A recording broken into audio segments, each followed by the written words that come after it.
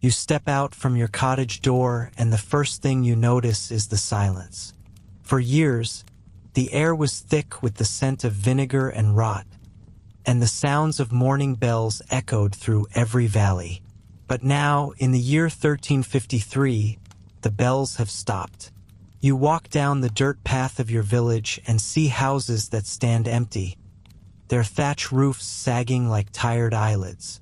Yet, beneath the grief, something is shifting. The grass in the commons is greener than you have ever seen it because there are fewer mouths to feed and fewer feet to tread it down.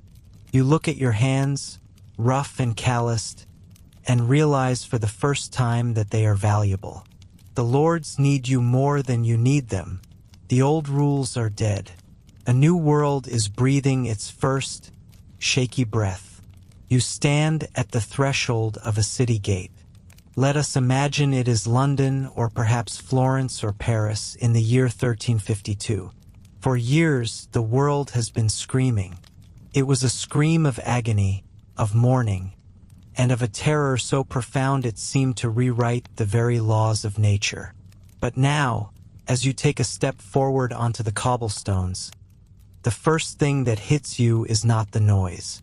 It is the silence. It is a heavy, physical thing that presses against your eardrums and makes the hair on the back of your neck stand up. Before the pestilence, a medieval city was a sensory assault. You would have heard the constant, rhythmic clanging of blacksmiths' hammers, the shrill cries of fishmongers and pie sellers, the barking of dogs, and the lowing of cattle being driven to the butcher. You would have heard the incessant ringing of church bells, marking every hour of the day and every event of a human life. But today, the bells are mostly still. The iron forges are cold, their chimneys long since stopped breathing smoke into the gray sky. The markets are empty squares of dirt and stone, where the only thing moving is a scrap of dirty parchment tumbling in the wind. You begin to walk. Your own footsteps sound unnaturally loud. Every strike of your boot against the stone echoes off the timber-framed houses, sounding like a gunshot in the stillness. You feel like an intruder in a tomb that was once a capital of the world. As you move deeper into the narrow streets, you notice that the city has physically changed. The maintenance of a civilization requires thousands of hands working in concert, and those hands are gone. The gutters, which were always foul, are now completely choked with refuse and stagnant water that no one has cleared in months. It has rained, and the water has nowhere to go, so it forms dark, oily pools that reflect the skeletal frames of the buildings above.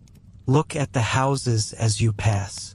In your mind, you remember these doors being the boundaries of private lives, of families gathered around hearths. Now, many of them hang open on broken hinges, swaying slightly in the breeze with a rhythmic creak that sounds like a wheezing breath. You can look right into the parlors and the kitchens. In one house, you see a table set for a meal that was never finished. A wooden bowl sits there, the porridge inside now a hardened, moldy crust. A chair is overturned, as if someone rose in a hurry and never returned to right it.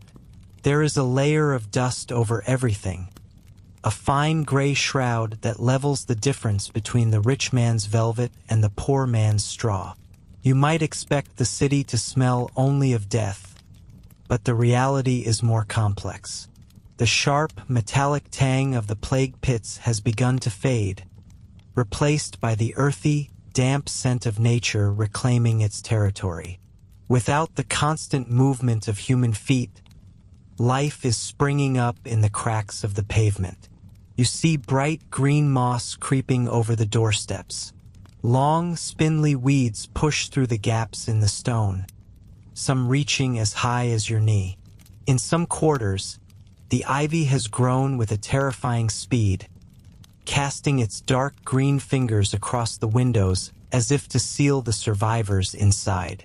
You turn a corner and see a dog. It is thin, its ribs visible beneath a matted coat, but it does not run to you for food. It watches you with a wary, wild look in its eyes before disappearing into an alleyway. The domestic animals have forgotten their masters. Without the structure of human society to feed and house them, they have reverted to something older and more primal. You hear a rustle in a pile of discarded firewood and realize that the rats are still here, though they are quieter now, moving through the shadows of a world that they helped to dismantle. As you walk toward the heart of the city, you finally see another person. You both stop. There is no wave of greeting, no smile of shared survival. You look at each other across the empty street with a profound sense of suspicion. In this new world, every stranger is a potential carrier of the ghost that has just passed through. You see the way they clutch their cloak tightly around their chest.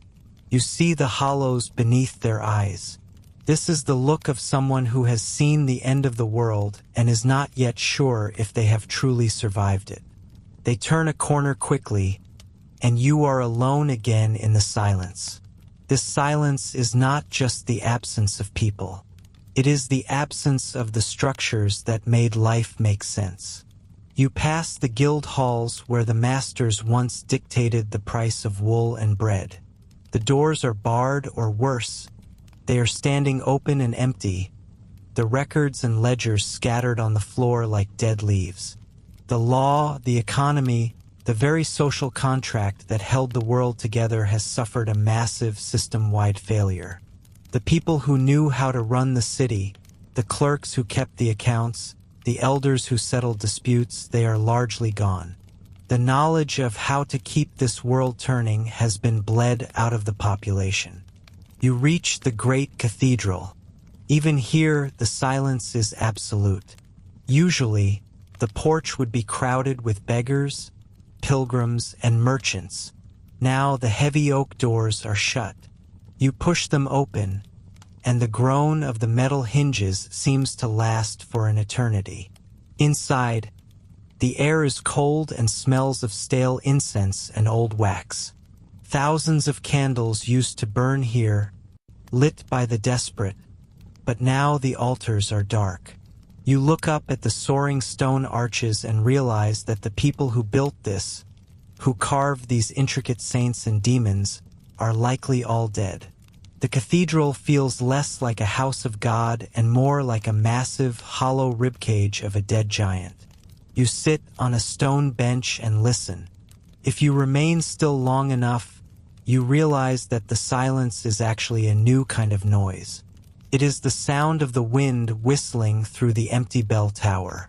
It is the sound of a loose shingle clattering on a roof 3 streets away. It is the sound of your own heart beating in your chest, a reminder that you are a singular, fragile spark in a landscape of ash. Before the plague, the city was a place where you were never truly alone. You were part of a guild, a parish, a family, a crowd. You were a single thread in a dense, colorful tapestry. But as you sit in the stillness of 1352, you realize that the tapestry has been shredded. The threads have been pulled apart. This is the great psychological trauma of the aftermath. It is not just the grief for those lost, though that is a mountain that cannot be climbed. It is the sudden, terrifying loneliness of the survivor. You are no longer defined by your place in the crowd because the crowd no longer exists. You leave the cathedral and walk back toward the city walls. On the outskirts, you pass the areas where the plague pits were dug. The earth is still raw and mounded, the grass not yet having the chance to cover the scars. These are the cities of the dead that now sit alongside the cities of the living, and in many places the dead outnumber the living. You realize that the silence you are hearing is actually the sound of a vacuum. Nature hates a vacuum, and history does too. The silence of the cities is the sound of a world catching its breath. It is the pause between the final note of an old song and the first, discordant note of a new one. Everything you see, the empty shops, the overgrown streets, The suspicious eyes of the few people you meet points to a terrifying reality. The old ways of doing things are gone. The hierarchies that seemed eternal have been shattered. The wealth that used to be concentrated in the hands of the few is sitting in empty houses, waiting for someone to claim it. As the sun begins to set, casting long, distorted shadows across the empty plazas, the silence becomes even deeper. But within that silence, if you listen very closely, there is the faint sound of something new. It is the sound of a survivor deciding to move. It is the sound of someone picking up a tool that does not belong to them. It is the sound of the world starting to stir, not as it was, but as something entirely different. The silence of the cities is not the end of the story. It is the blank page upon which the survivors are about to write a new and radical chapter of human history. You turn back to look at the city one last time before the darkness swallows it, and you realize that while the silence is haunting, it is also a space where anything can happen next. You step away from the edge of the city and begin to walk into the countryside. The year is 1351. The air is cooler now, and the thick, heavy stench of the plague pits is finally starting to fade, replaced by the scent of damp earth and wild grass. But as you walk, you notice something unsettling. This silence is not peaceful. It is the silence of an engine that has suddenly stopped running. You come to a wooden fence, but the gate is swinging loosely on a broken hinge, creaking in the wind. Beyond it, the wheat should be tall and golden, ripe for the harvest. Instead, it is a tangled mess of thistles and wild rye. The stalks have fallen over and rotted into the mud because there was no one to cut them. You see a flock of sheep wandering aimlessly across a meadow. Their wool is overgrown and matted, dragging on the ground behind them. They look at you with vacant eyes, but there is no shepherd to call them back to the fold. There is no dog to bark them into line. Everywhere you look, nature is reclaiming the land that humans once fought so hard to tame. It is a world where the living are outnumbered by the ghosts of the harvest. You keep walking until you reach a small village nestled in a valley. You expect to hear the rhythmic thumping of a blacksmith's hammer or the shouting of children playing in the dirt. Instead, you hear only your own footsteps. You pass a row of cottages. The thatch on the roofs is thinning, and the gardens are choked with weeds. You realize that in this village, 3 out of every 5 people are gone. The families that once lived here for generations have been erased in a single summer. But then you see a man. He is a peasant, dressed in a rough linen tunic, and he is sitting on a stone wall, watching you. He does not look like a man who is broken by grief. He looks like a man who has just realized he holds a secret power. In the years before the Great Mortality, this man was nothing more than a tool belonging to the local lord. He was tied to the land by law and custom. He worked from dawn until dusk just to keep enough grain to feed his children, and he paid the rest to the manor house in taxes and fees. He could not leave. He could not ask for more. He was replaceable because there were always more hungry mouths than there were jobs to fill. Now the world has flipped upside down. You follow this man as he walks up the hill toward the great manor house. You watch from the shadows as he meets the steward of the estate. In the past, the peasant would have bowed low, eyes cast to the ground, trembling at the thought of displeasing his master. But today he stands tall. The steward looks tired. His fine woolen cloak is frayed at the edges, and there are dark circles under his eyes. He is desperate. He has hundreds of acres of land that need to be plowed before the frost hits, and he has no one to do it. You listen as the negotiation begins. The steward offers the man the usual rate of 2 pence a day. The peasant laughs. It is a short, sharp sound that echoes in the empty courtyard. He tells the steward that the farmer in the next village is offering 5 pence, plus a meal of meat and ale every afternoon.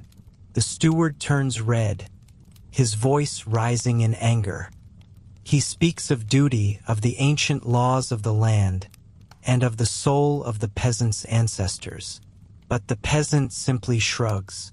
He knows the truth that the steward is trying to hide. The grain does not care about ancient laws. If it is not harvested, it rots. And if it rots, the Lord will have no money to pay his knights or buy his wine. The peasant turns to walk away, and you see the moment the steward's resolve breaks. He calls out, his voice cracking. He agrees to the higher wage. He even agrees to throw in a pair of leather boots. This is the great labor scarcity in action. For the first time in centuries, the value of a human being is not determined by their birthright, but by the work of their hands. You walk further into this new world, and you begin to see the consequences of this shift everywhere. Because there are so few people left to do the hard work, the survivors are moving. You see families piling their few possessions into small carts and slipping away under the cover of night. They are leaving the lands where their families have lived for 500 years. They are heading toward the towns or toward the estates of lords who are so desperate for labor that they will ask no questions about where a man came from. This is a massive, silent migration. The old system of feudalism, which relied on people being stuck in one place, is cracking like a dry bone. But the people at the top of the social pyramid are not going to let go of their power without a fight. You travel toward the centers of government, and you feel the tension in the air. The kings and the nobles are terrified. They see the rising wages not as progress, but as a rebellion against the natural order of God. You enter a courtroom where a judge is reading aloud from a new piece of legislation called the Statute of Laborers. The judge's voice is harsh as he reads the words. It is now a crime, he says, for any man or woman to demand more pay than they received before the plague. It is a crime to leave your village in search of better work. It is a crime for an employer to offer more than the legal limit. You see a young woman brought before the judge. She is a reaper who took a job for double the old rate. The judge sentences her to be put in the stocks. You see her standing in the village square, her hands and neck locked in heavy timber, while the wealthy pass by and spit at her feet. The government is trying to freeze time. They want to force the world back into the shape it had in the year 1347. But as you watch the people in the crowd, you see that the law is failing. Even as the judge speaks, the lords are secretly breaking the rules. They are so desperate for workers that they pay the high wages in secret, slipping extra coins or better food to their servants behind closed doors. The law cannot fix the fact that there are simply not enough people to go around. This scarcity changes more than just wages. You walk into a local market and notice something strange. The peasants are not just buying grain and salt. You see a man buying a piece of colored ribbon for his daughter. You see a woman haggling over a piece of beef. Before the plague, these people lived on pottage, a thick, gray porridge made of peas and oats. Now, with more money in their pockets and fewer mouths to feed, they are eating meat, cheese, and white bread. They are drinking ale instead of water. You see a group of laborers sitting outside a tavern. They are wearing tunics made of better cloth than their fathers ever touched. Some of them even have fur trim on their collars. This outrages the nobility so much that they pass even more laws, called sumptuary laws. These laws dictate exactly what you are allowed to wear based on your social class. If you are a commoner, you are forbidden from wearing silk or gold or certain types of fur. The elites want to be able to look at a person and know immediately that they are inferior.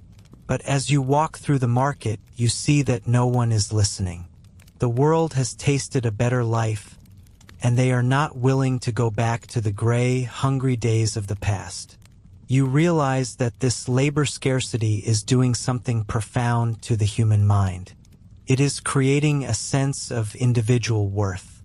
When you are one of the few survivors of a catastrophe, you begin to feel that your life has a special purpose. You begin to realize that you are not just a cog in a machine. You are the machine itself. The great estates begin to change as well. Because the lords can no longer afford to hire 100 men to farm the land, they stop farming it themselves. You see them carving up their massive fields into smaller plots and renting them out to individual farmers. This is the birth of the tenant farmer. The lord stops being a master who owns your life and starts being a landlord who simply collects a check. It is a subtle shift, but it is the beginning of the end for the Middle Ages. You look across the landscape one more time. The overgrown fields are starting to be cleared again, but the people clearing them are different. They work with a new kind of intensity. They know that if they don't like the way they are treated, they can simply walk down the road to the next manor. The fear that once kept them in place has been replaced by a quiet, stubborn confidence. The great labor scarcity has turned the world into a seller's market for human effort. The struggle between the people who work the land and the people who own it is only just beginning, and it will eventually lead to fire and blood.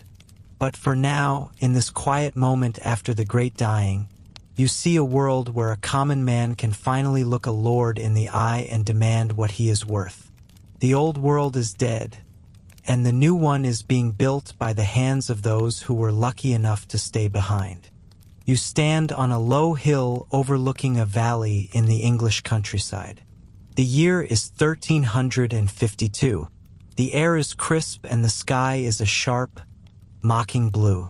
It is the kind of morning that, just 5 years ago, would have been filled with the sound of dozens of people.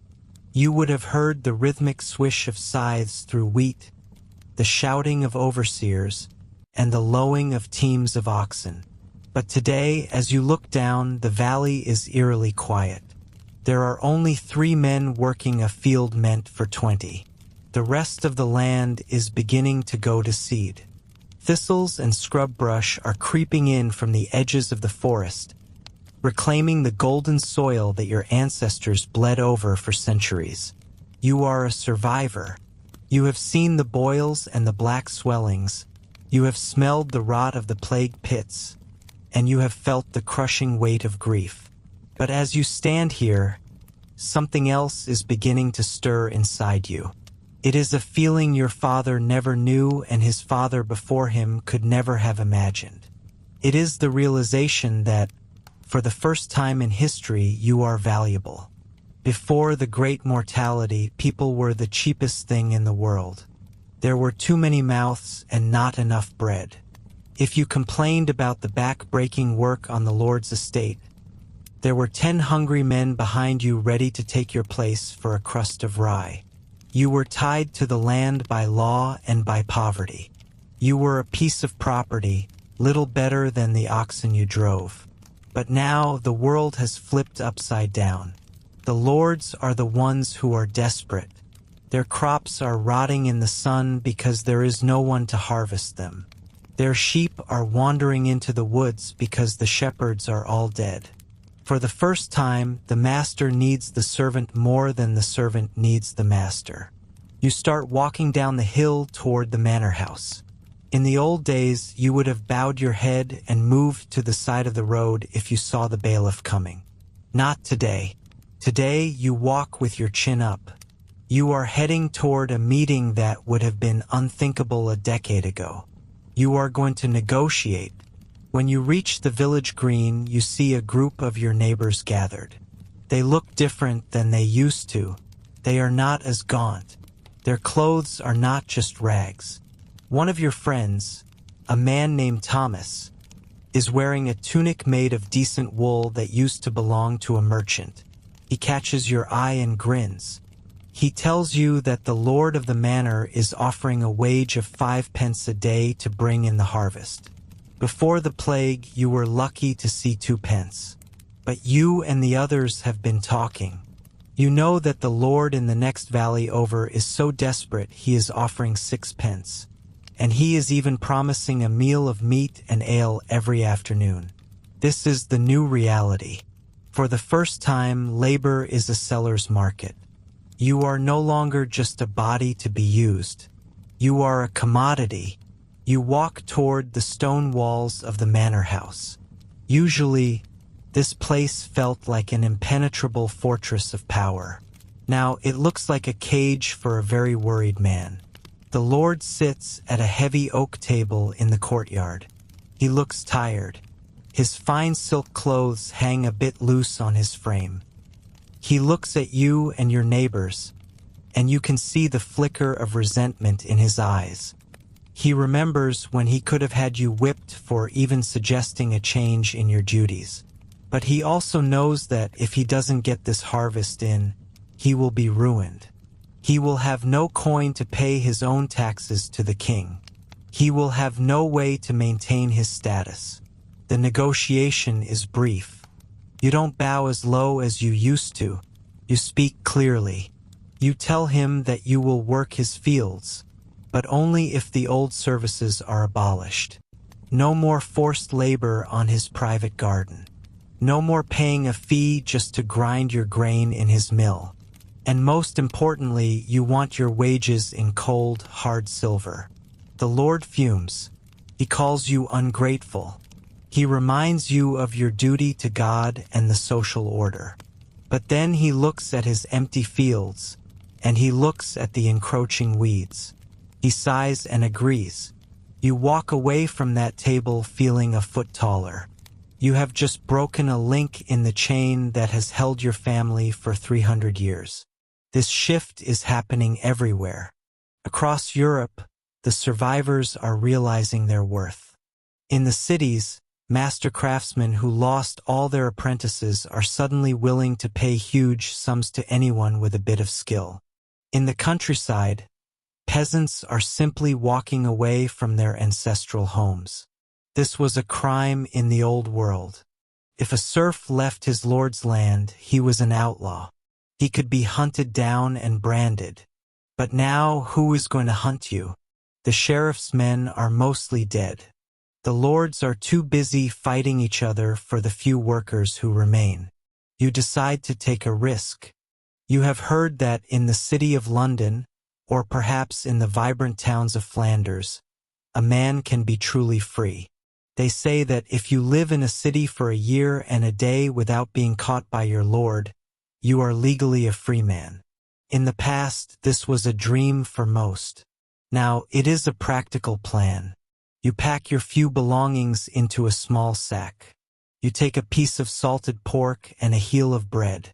You don't sneak out in the middle of the night like a thief. You walk out the front gate in the broad daylight. As you travel, you see the marks of the new world.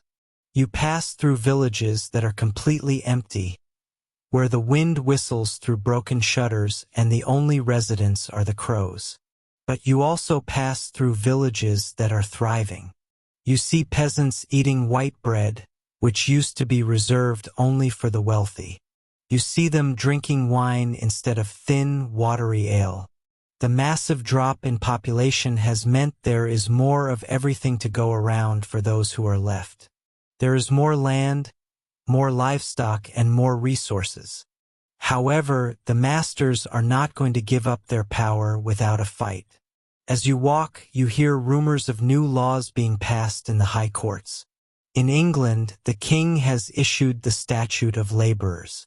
It is a desperate attempt to freeze time.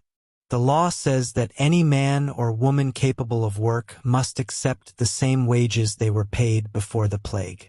It makes it illegal to offer higher pay, and it makes it illegal for you to demand it. It even dictates what you can wear. The elites are terrified because they can no longer tell who is a peasant and who is a gentleman. They see you wearing that sturdy wool tunic and it offends their sense of the universe. They want you back in your rough, gray sackcloth. But as you look around at the other travelers on the road, you realize that the law is a paper tiger. How can they arrest everyone? The jails are empty because the jailers are dead. The courts are backed up for years. For every peasant the king catches and brands with a hot iron, 1,000 more are moving to new lands, taking new names, and demanding a better life. You stop at an inn for the night. The fire is roaring and the smell of roasting mutton fills the room. You sit at a long table next to a man who used to be a mason and a woman who is traveling to join her sister's weaving business. You talk about the future, not as a cycle of endless toil, but as a path of opportunity. You realize that the Black Death did not just kill people, killed an idea. It killed the idea that things would always stay the same. It killed the idea that you were born into a slot in the world that you could never leave. The old world was built on the backs of millions of nameless people who had no choice. That world died in the plague pits. The new world is being built on something different. It is being built on the power of the individual to say no. To say that my labor has a price. To say that my life has a value. You lay down on a bed of clean straw, feeling the weight of the silver coin in your pocket. Tomorrow you will reach the city. You don't know what you will find there, but for the first time in your life the choice is yours. The masters are still in their stone castles, and they are still wearing their silk and gold. But as you drift off to sleep, you know a secret that they are only beginning to learn. The walls of those castles are held up by your hands, and if you choose to move those hands, the whole world changes. The age of the master is ending. The age of the survivor has begun. You stand before the heavy oak doors of the great cathedral, a structure that has dominated the skyline and the minds of your ancestors for centuries. In the years before the Great Mortality, these doors represented the threshold between the mundane world and the divine. To walk through them was to enter a space where time slowed down, where the flickering light of 1,000 candles promised that your soul was being watched over. But as you push the doors open now, the air feels different. It is colder, heavier, and the silence that greets you is not the peaceful hush of meditation. It is the hollow silence of an institution that has been shaken to its very foundations. You walk down the central aisle, your footsteps echoing against the flagstones. You look up at the vaulted ceiling, and for the first time in your life, you feel a flicker of a thought that would have been unthinkable a generation ago. You wonder if anyone is truly listening on the other side of those stones. This is the heart of the crisis that followed the Black Death. It was not just a crisis of medicine or economics. It was a crisis of the soul. For 1,000 years, the church was the only map of the universe that people possessed. It told you where you came from, why you suffered, and where you would go when the light finally left your eyes. It was the ultimate authority, a shield against the darkness. But when the plague arrived, that shield shattered. You remember the terrifying months when the pestilence was at its height. You remember seeing the priests, the men who were supposed to be the bridge between you and God, dying just as quickly and just as miserably as the thieves and the beggars. In some parishes, the mortality rate among the clergy was even higher than among the common people because they were the ones called to the bedsides of the dying. You pass an empty confessional and remember the stories of how the church had to change its most sacred rules just to keep up with the carnage. There were so many people dying at once that there simply were not enough priests to hear their final sins. The Pope himself had to grant a decree allowing the dying to confess their sins to one another, even to a woman if no man was present. To a person of your time, this was a seismic shift. If a commoner could hear a confession, What did that say about the special, magical power of the priest? The veil of mystery had been torn, and it could not be easily mended. As you reach the altar, you notice the man standing there. He is young, perhaps barely 20, and he fumbles with the Latin of the liturgy.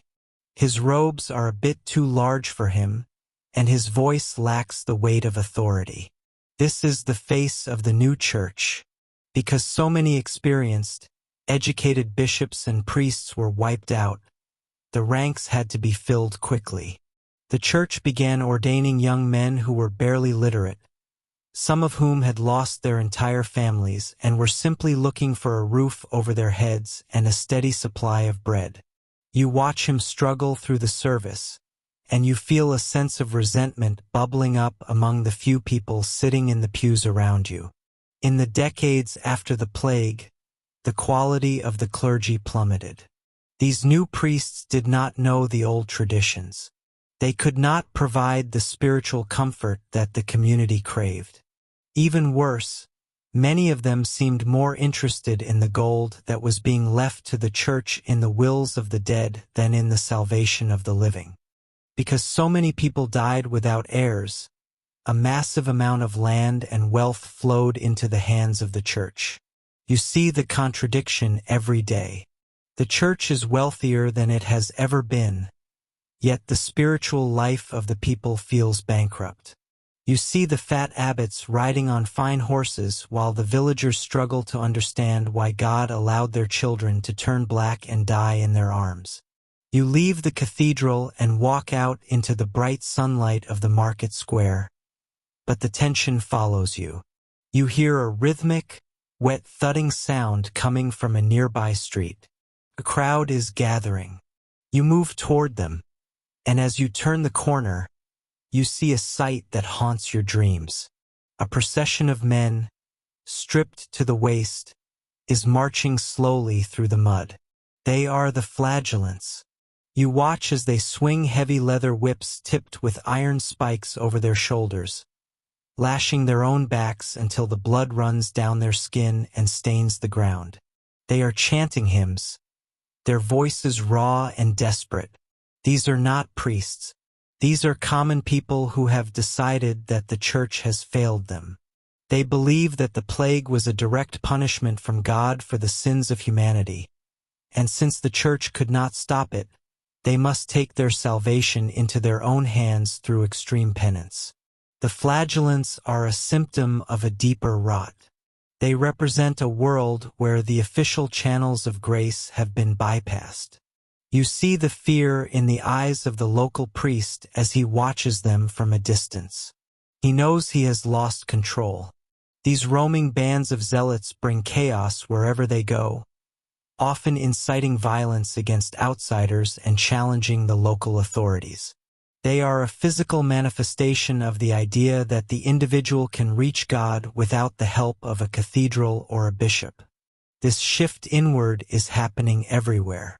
You return to your home and look at the small wooden carving on your table. Before the plague, religion was a public, communal event. Now it is becoming private. You see more of your neighbors buying small prayer books, known as books of hours, and creating little shrines in their own houses. If the world is ending, and if the church is too broken to save you, you must save yourself. This is the beginning of a new kind of individual piety that will eventually change the face of Europe. But the crisis is not just at the local level. You hear rumors from travelers and merchants about what is happening in the highest reaches of power. The papacy itself is in shambles. For years, the Pope has lived in Avignon in France rather than in Rome. This has caused a massive loss of prestige, as many people see the Pope as nothing more than a puppet of the French king. But now it has gotten even worse. You hear whispers of a great schism. There are two men claiming to be the rightful Pope, one in Rome and one in Avignon. Each excommunicates the other, claiming that the followers of his rival are all going to hell.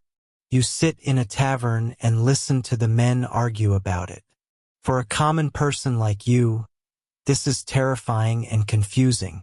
If there are two popes, how do you know which one has the keys to heaven?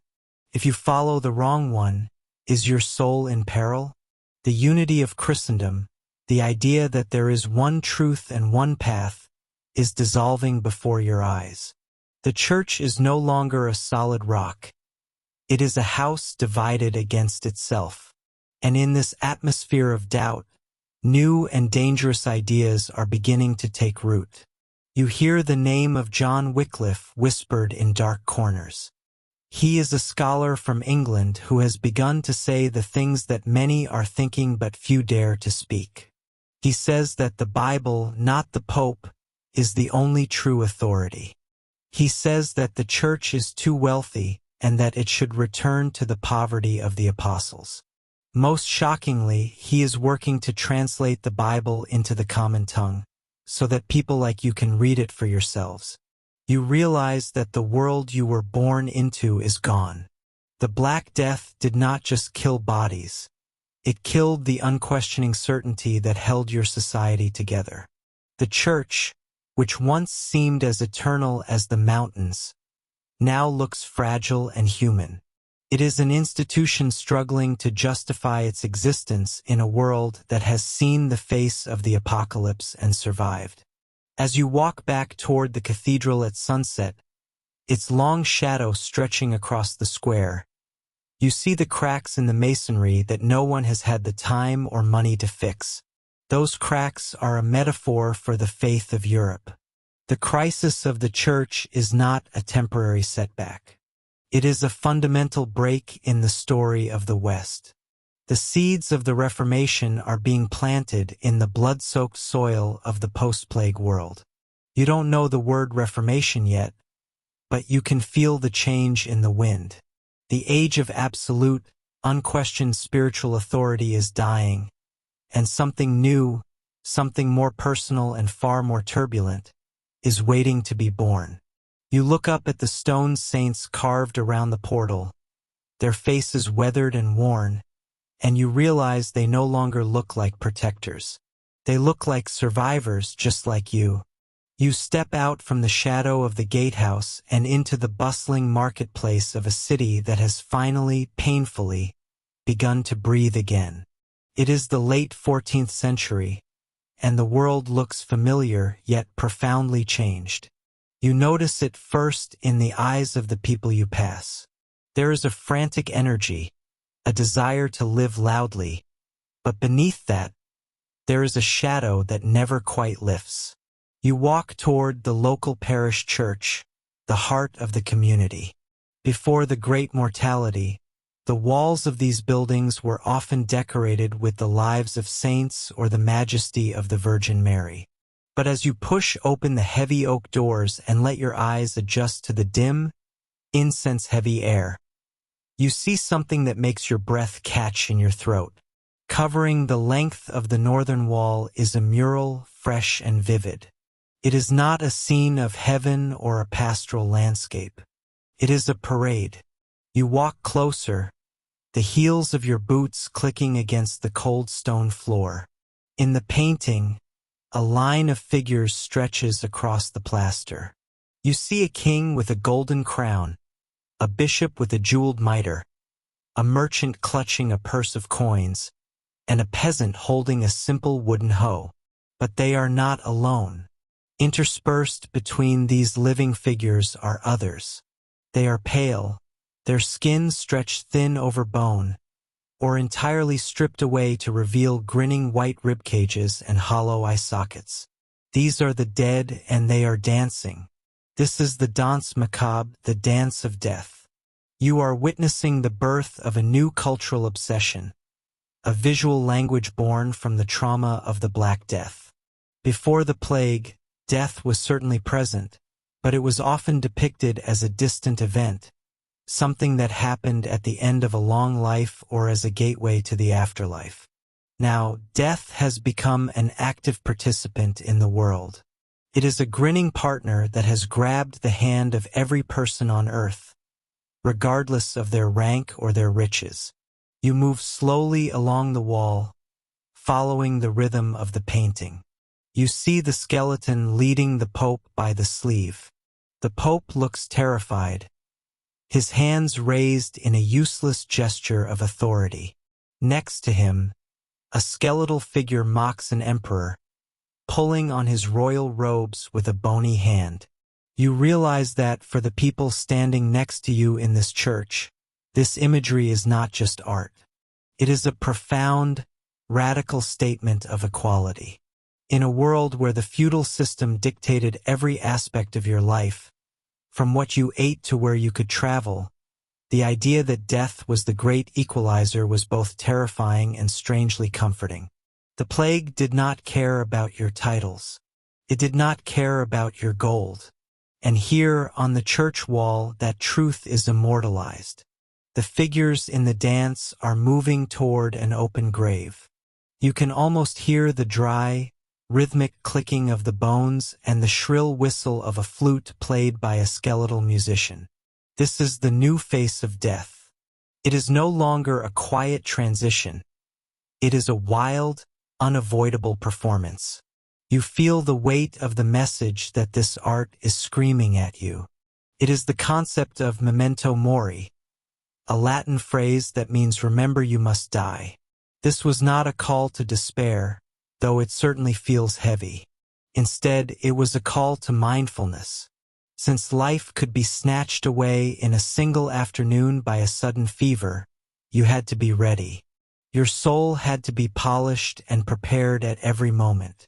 You leave the church and walk into the cemetery that surrounds it. Here, the physical reality of the danse macabre is even more apparent. Because the plague killed so many so quickly, the old ways of burial had to be abandoned. You see the ossuaries, small stone buildings or covered walkways where the bones of the long dead are stacked. Because space was limited, older graves were often emptied to make room for new ones.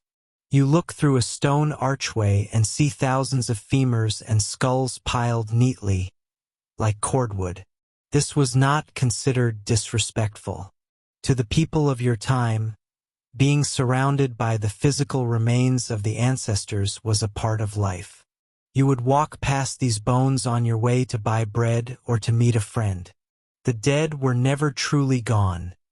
They were just waiting in the wings of the dance. As you walk through the city, you begin to see this obsession with mortality everywhere.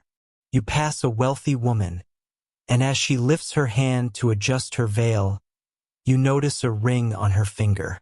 It is not a simple gold band. It is carved in the shape of a tiny skull. This is a memento mori jewel.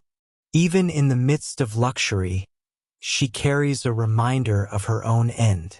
You see it in the books that people are starting to carry, small woodcut prints known as the Ars Moriendi, or the Art of Dying. These were practical guides on how to die a good death. They taught you how to resist the temptations of the devil on your deathbed and how to ensure that your final breath was a holy one. The fear of a sudden death, a death without the last rites of the church, has become the great anxiety of your age. Before the plague, there was a concept of a good death, one where you had time to settle your affairs, say goodbye to your family, and receive the sacraments. But the Black Death stole that.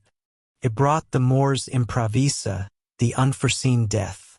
You could be healthy at breakfast and dead by dinner. This uncertainty changed the way you think about time. Every hour feels more precious, yet more fragile. You stop at a tavern to escape the chilling wind, and even here the conversation turns to the macabre. A poet sits in the corner, reciting verses that describe the body's decay in brutal, unflinching detail. He speaks of the worms that will feast on the flesh of beauties and kings alike. This focus on the physical corruption of the body is new. In earlier centuries, art focused on the soul rising to heaven. Now, there is a morbid fascination with what happens to the shell we leave behind. You realize that this is a form of collective therapy. By staring directly into the face of the skeleton, By painting it on the walls and wearing it on your fingers, you are trying to take away its power. If death is everywhere, then perhaps it is not so frightening when it finally comes for you. The danse macabre was also a reflection of the crumbling social order you saw in the previous streets. The dance usually begins with the highest members of society and ends with the lowest, the laborers and the children. By placing them all in the same line, the artists were echoing the frustrations of the survivors. The peasants who survived the plague were demanding more rights and higher wages, and the danse macabre provided the spiritual justification for their rebellion. If we all end up as the same pile of white bones in the ossuary, why should one man live in a palace while another starves in the mud? You finish your drink and step back out into the evening air. The sun is setting, casting long, skeletal shadows across the cobblestones. You look up at the stone carvings above a doorway and see another skull, another hourglass, another reminder that the clock is ticking. This atmospheric pressure, this constant awareness of the end, did not make the world stop. Paradoxically, it made it spin faster. People began to invest more in their earthly lives because they knew how quickly those lives could end. They built more elaborate tombs, they donated more to their local guilds, and they commissioned more art. The danse macabre was the visual soundtrack of a world in transition. It was the bridge between the medieval focus on the collective soul and the coming Renaissance focus on the individual. It taught you that your life was a performance, a singular moment in a much larger, darker, and more beautiful dance. As you walk toward your lodging, you hear the distant sound of music from a nearby house. It is a lively tune, a celebration. You realize that in this post-plague world, the dance never truly stops. You are simply waiting for your turn to join the line. The skeletons are still there, painted on the walls and resting in the ossuaries, reminding you that every step you take is a step in the dance. The world you inhabit is one where the macabre has become mundane. The horror of the plague has been transformed into a stylized, rhythmic ritual. It is a way for you and your fellow survivors to process the unthinkable loss of the past decades. By making death a character, a dancer, a musician, you have given it a face that you can look at without blinking. You wrap your cloak tighter against the chill, feeling the solid beat of your own heart. It is a steady rhythm, a defiant sound in a world obsessed with the silence of the grave. You are a survivor, and for now you are still leading the dance. The street ahead of you is dark, but the memory of the vivid, grinning murals stays with you. A reminder that life, in all its fleeting fragility, has never felt more real. You step out from the cooling shadow of the stone archway and into the bright, piercing light of a morning that feels different from those that came before. The air is no longer thick with the cloying, sweet scent of decay or the heavy smoke of rosemary and vinegar burned to ward off the miasma. Instead, the breeze carries the scent of fresh sawdust, damp earth, and wood smoke from 100 hearths where breakfast is being prepared. The world is quieter than it was 30 years ago, certainly. There are fewer voices shouting in the market, fewer footsteps echoing on the cobbles, and fewer carts rattling toward the gates. But the voices you do hear sound different. They carry a new weight, a new confidence, and perhaps for the first time in centuries, a sense of personal worth. You walk toward the edge of the village, passing houses that stand empty, their thatch roofs sagging like the weary shoulders of the old. These are the scars of the great dying, the places where entire families vanished into the earth. But look closer at the fields beyond the village wall. You see a man leaning on a plow, pausing to wipe sweat from his brow. In the years before the plague, that man would have been little more than a piece of the landscape, a tool owned by the lord of the manor, bound to the soil by blood and law. If you were to speak to him now, you would find a person who knows exactly how much his sweat is worth. Because so many died, the survivors found themselves in a world where labor was the most precious commodity on earth. You watch as the local bailiff approaches the plowman, gesturing toward the unplowed hectares nearby. In the old days, the bailiff would have commanded. Now he negotiates.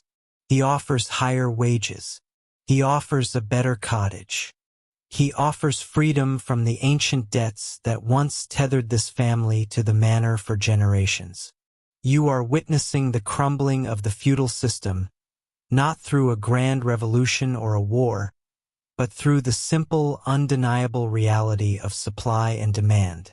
The rubble of the old social order is being cleared away to make room for something far more fluid. As you turn back toward the town center, you notice the clothes of the people passing you. This is where the rebirth becomes visible to the eye. Before the pestilence, a peasant wore undyed wool, a dull gray or brown that marked them as part of the earth they tilled. Now, you see a young woman wearing a kirtle of deep, vibrant blue, her sleeves edged with a modest bit of silk. You see a carpenter with a belt of fine leather and a sturdy steel buckle. This is the birth of the consumer. With fewer mouths to feed, the grain in the granaries lasted longer, and prices dropped. With more money in their pockets from their high-demand labor, the survivors began to look around and realize they could afford more than just survival. They wanted comfort. They wanted beauty. They wanted to show the world that they had survived and that they were thriving. You follow the sound of rhythmic thumping and the screech of a saw into a workshop near the river. Inside, the air is hazy with fine dust. You see men working with a frantic, renewed energy. They are not just rebuilding what was lost, they are innovating. Because there are fewer hands to do the work, they have had to find ways to make those hands more efficient. You see a new type of water mill being fitted with gears that allow it to pound rags into pulp. This is the precursor to a revolution you can barely imagine. Across the room, a man is carving tiny, intricate letters into blocks of hard wood. The shortage of scribes, those monks who used to spend their entire lives hunched over parchment, has created a desperate need for a faster way to share information. You are standing in the nursery of the printing press. In a few decades, the thoughts of a single person will be able to fly across the continent in the form of printed pages, reaching thousands of eyes at once. The monopoly of the elite over knowledge is beginning to crack. You see it in the way the master of this shop looks at his work. He is not just copying the past, he is building a bridge to the future. You walk further into the heart of the city, and the architecture itself tells you a story of shifting priorities. You pass the massive cathedral, its spires reaching for the heavens, but notice that the new construction nearby is different. It is not a church, but a guild hall. It is grand, made of fine stone with large, expensive glass windows that catch the afternoon sun. The power is shifting from the monastery to the marketplace. The merchants, the survivors who knew how to trade and adapt, are the new princes of this world. They are commissioning art not just for the glory of the divine, but to celebrate their own success. You enter a small shop where a man is squinting through a curved piece of polished glass. He is a spectacle maker. Before the plague, if your eyes failed with age, your world simply blurred into shadow. But now, there is an obsession with the physical world, with seeing things as they truly are. This tiny lens is a symbol of a new way of thinking. People are turning their gaze away from the afterlife and toward the here and now. They want to see the texture of a bird's feather, the distant horizon of the sea, and the fine print on a contract. This is the beginning of the age of optics, of science, of the belief that the human mind can measure and understand the universe. You find yourself at the docks, where the smell of salt and tar is overpowering. The ships you see bobbing in the harbor are different from the low, slow cogs of the previous century. They are taller, with more complex rigging and deeper hulls. The world has shrunk because of the plague, and so the survivors are determined to make it larger again. They are looking toward the horizon, wondering what lies beyond the edges of the known maps. They have the wealth to fund expeditions and the technology to navigate the open ocean. You can almost feel the pull of the distant Atlantic, the promise of new lands that will eventually redefine what it means to be a global society. Everywhere you look in this reconstructed world, you see the tension between the memory of the rubble and the energy of the rebirth. You see it in the eyes of a father teaching his son to read, a skill that was once reserved for the clergy but is now a tool for a merchant. You see it in the way a village gathers for a festival, dancing with a ferocity that suggests they are making up for all those who can no longer move. The dance is no longer a dance of death, but a celebration of the pulse in their own wrists. You realize that the Black Death did not just kill people, it killed an entire way of life that had become stagnant and rigid. In its wake, it left a vacuum that had to be filled. And humans, in their relentless, stubborn way, filled it with curiosity, with greed, with ambition, and with art. The tragedy was monumental, a scar on the soul of the species, but the response was a golden explosion of creativity. As the sun begins to set, casting long golden shadows across the new stone of the Guildhall, you see a group of students sitting on a low wall, debating a text in the fading light. They are talking about the dignity of man, about the beauty of the human form, and about the capacity of the individual to shape their own destiny. These are the first whispers of the Renaissance. The rubble is still there, tucked into the corners of the city and hidden in the overgrown ruins of abandoned hamlets, but it has become the foundation for a new tower. You stand there, a silent observer in the middle of this transformation, and you realize that the world you are looking at is finally, haltingly becoming our world. The past is being left behind, and the future is being forged in the heat of this newfound, hard-won life. You stand at the edge of a wheat field in the late summer of 1350. The stalks are heavy, golden, and bowing toward the earth, ready for the scythe. In years past, this would have been a season of rhythmic, communal chaos. You would have heard the shouts of dozens of men, the laughter of women binding the sheaves, and the crying of children playing in the margins of the dirt. But today, the air is unervingly quiet. Only the wind rustles the grain. You look to your left and your right, and you see only 2 other men where there used to be 20. This is the new reality of the world after the great mortality. Half of your village is gone. The houses you pass every morning are empty, their thatch roofs beginning to sag, their hearths cold for months. But as you grip the handle of your tool, you feel something you have never felt before. It is not just the grief of what was lost. It is a strange, flickering sense of power. Before the plague, you were a part of the land, almost like the trees or the soil itself. You were bound to the manor of your lord. You worked his fields for the majority of the week just for the right to farm a tiny, narrow strip of land for yourself. You could not leave without permission. You could not marry without paying a fine. You were a cog in a machine that had been turning for centuries, and your value was negligible because there were always more people. If you died, another man would be standing there the next day, eager to take your place just to avoid starvation. Now things have changed. You are no longer a replaceable cog. You are a rare and precious resource. Imagine the scene from the perspective of your lord, Sir Geoffrey. He stands on the balcony of his manor house, looking out over his vast estates. For generations, his family has lived in luxury because of the sweat of people like you. But now his wealth is rotting in the fields. If that wheat is not harvested within the next 2 weeks, it will spoil. If the sheep are not shorn, he will have no wool to sell to the merchants from Flanders.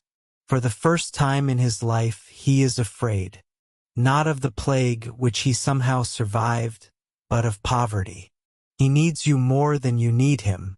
You decide to test this new reality. When Sir Geoffrey approaches you and the other 2 men, he tells you it is time to begin the harvest. He speaks with the old authority, the voice of a man who expects to be obeyed. But you do not pick up your scythe. Instead, you lean against a fence post and look him in the eye. You tell him that the old wage, the few pennies and the bit of grain he usually gives, is no longer enough. You want double. You want better food.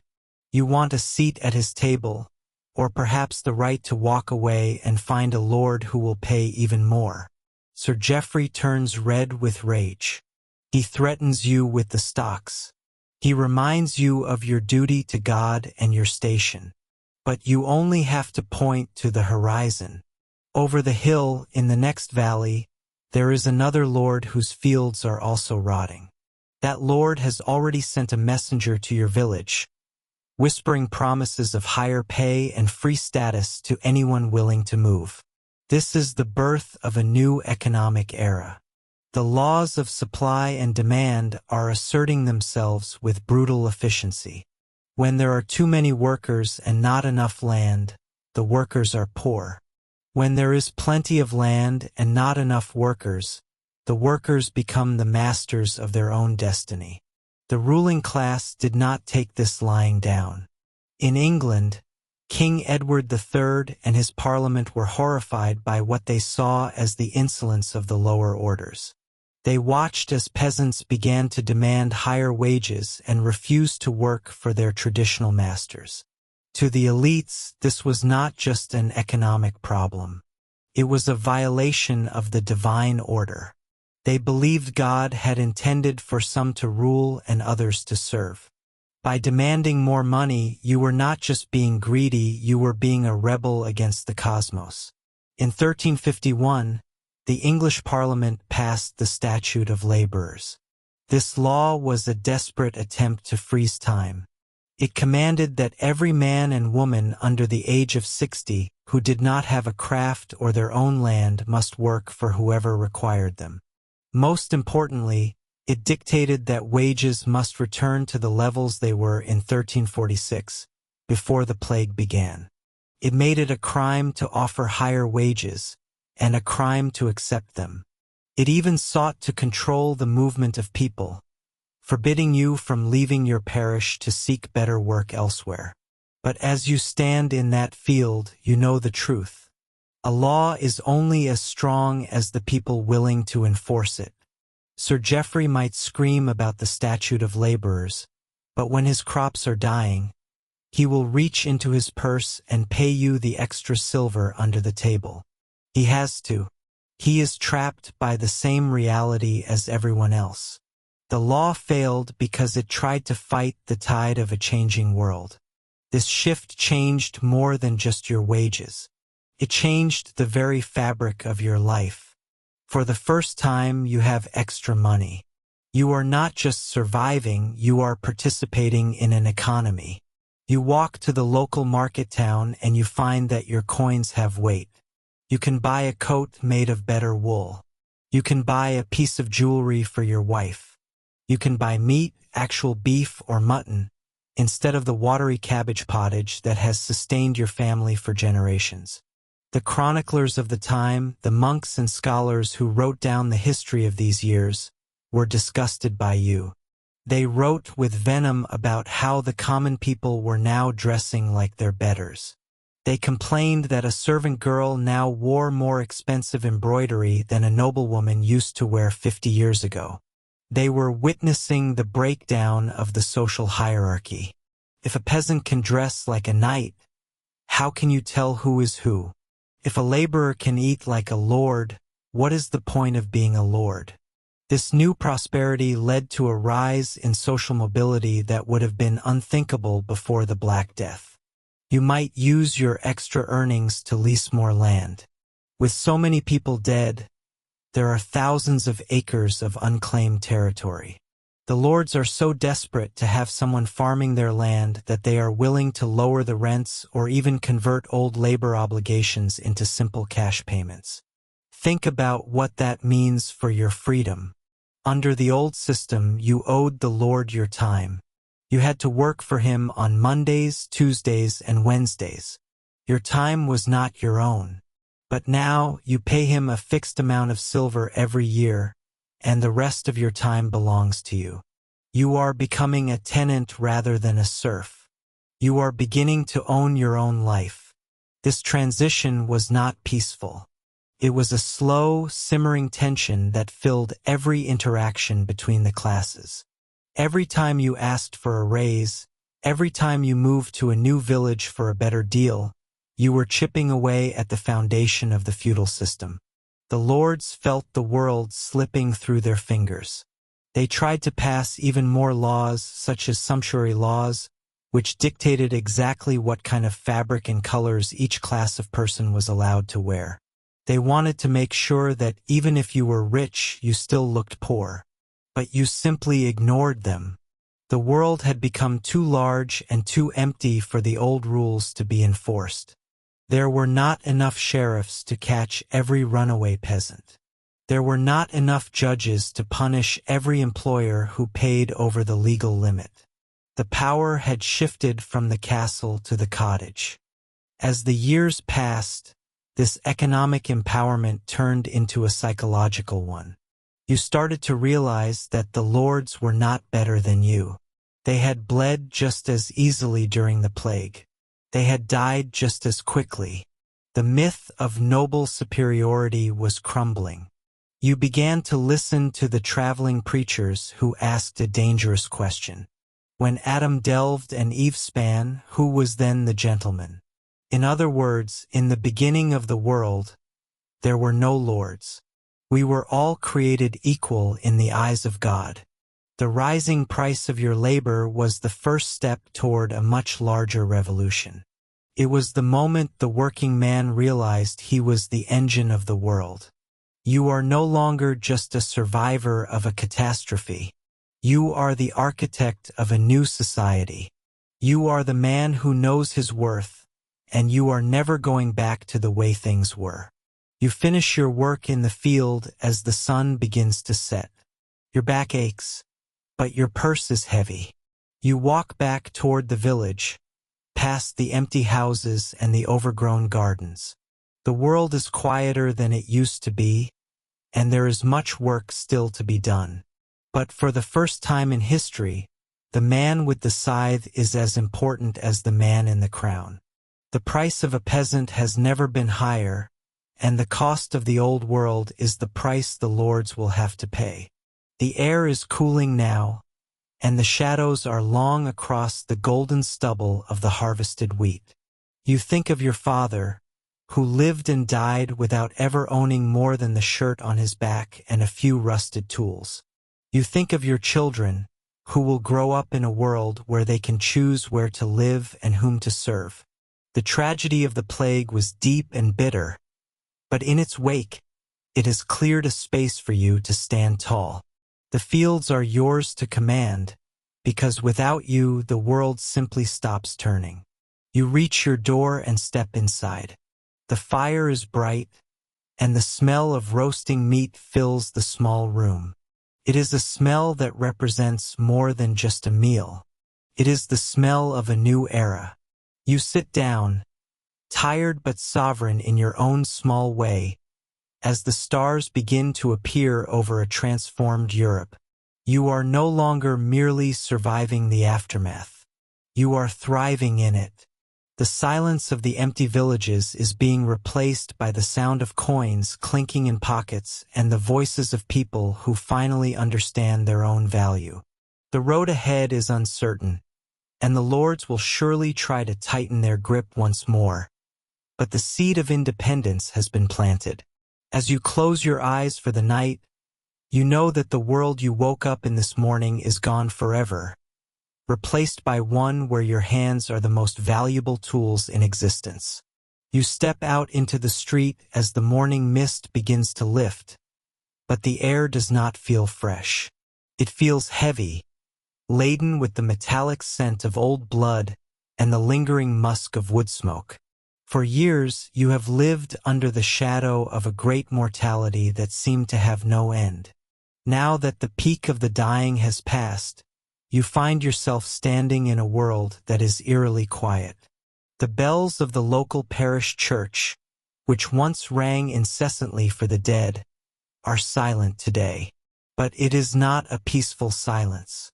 It is the silence of a house that has been emptied of its life, its purpose, and its certainty. You walk toward the center of your town, and your feet naturally lead you toward the cathedral. For your entire life, and for the lives of your ancestors back for centuries, this stone building was the anchor of reality. It was the gate to heaven and the only shield against hell. But as you look at the heavy oak doors, you hesitate. You remember the height of the plague, when you crawled to these very steps, weeping, begging for a sign that God had not abandoned you. You remember the sight of the priests, men who were supposed to be the bridge between you and the divine, fleeing the city on horseback or locking themselves away in their stone rectories while the poor died in the gutters. Inside the sanctuary, the light filters through stained glass, casting long, bloody streaks of red and purple across the floor. It is beautiful, but it feels hollow. You see a young man sitting near the altar, wearing the robes of a priest, but he looks barely old enough to shave. He is one of the new ones, ordained in a hurry because the old masters of the scripture are all in the pits outside the city walls. He stumbles over the Latin of the liturgy, his voice cracking with uncertainty. This is the crisis of the soul that follows the crisis of the body. If the church could not stop the pestilence, if the holy water did not cleanse the air, and if the most pious among you died just as quickly as the most sinful, then what is left to believe in? You realize that you are not the only one asking these questions. Throughout the continent, the very foundations of the medieval mind are cracking. People are looking for someone to blame, and they are looking for a way to appease a God who seems to have turned his face away in disgust. Suddenly, a sound rises from the distance. It is not a song you recognize from the hymnals. It is a rhythmic, low thrum, like the beating of a drum made of heavy cloth. You step back outside, squinting against the daylight. At the end of the long, muddy road that leads into town, a procession is appearing. At first, you think it might be a troop of soldiers or a band of traveling merchants, but as they draw closer, the sight makes the hair on your arms stand up. There are hundreds of them. They walk in two perfect lines, their heads bowed low under heavy hoods. They wear simple gray cloaks marked with red crosses on the front and back. They do not look at you. They do not look at anything. They move with a terrifying, singular focus. These are the brothers of the cross, though the world will come to know them as the flagellants. You follow the crowd as it gathers in the town square. The atmosphere is electric, charged with a mixture of awe and genuine terror. The townspeople, your neighbors, fall silent. The flagellants reach the center of the square and, upon a signal from their leader, they strip to the waist. They lie down on the cold ground in specific positions that represent their sins. One man lies on his side to signify his adultery. Another lies on his back to show his pride. Then they begin to sing. It is a haunting, repetitive chant in the common tongue, not the Latin of the church. It is a song of misery and a plea for mercy. They rise to their knees, and you see what they hold in their hands. Each man carries a heavy scourge, a whip with 3 or 4 leather tails. At the end of each tail, iron spikes have been knotted into the leather, sharp and jagged. The rhythm starts. 1, 2, 3. They swing the whips over their shoulders, the iron spikes biting deep into the flesh of their backs. You hear the wet slap of the leather against skin. You see the first droplets of blood spray onto the dirt. They do not scream. They chant louder. They believe that by recreating the suffering of Christ, by spilling their own blood in a public display of agony, they can pay the debt of all humanity.